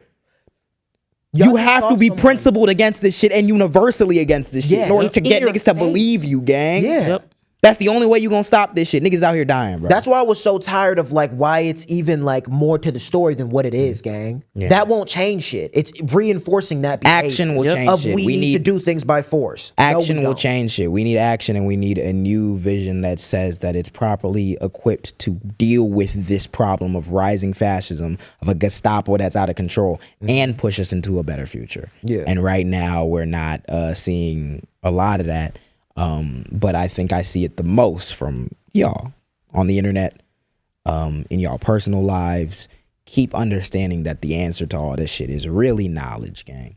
Yep. There's a reason why they That's try it. to make reading illegal for niggas. It's Yep. literally knowledge is the thing that will Knowledge genuinely is set power. you free, bro. I used to Don't take that ever- shit for granted when I was young. Yo, don't No, ever. I still am young, but still, bro, knowledge is definitely power, bro. Don't let anybody like convince you that this has to be the way. Yo, It ICE doesn't have to be here. Nope. It doesn't have to be could here. have healthcare. You could have healthcare. You could have high speed rail. You could have have food. You all could of have. these things. You have all these things, bro. It's when just- niggas get on that television, ABC, fucking NBC, whatever the fucking tell you, this shit probably impossible, bro. It can't happen. You should look at them dead in the face and be like, yeah, it can happen. Let's go ask the niggas that are running for office to It make doesn't that shit matter happen. how- Yeah. it doesn't Force matter them how to make it common happen. you think you are or anything. Gang, you have a voice and your voice is important because you were part of this. You were part of this system. And the system that we're trying to build is going to be one where you have more power than McDonald's does. Yep.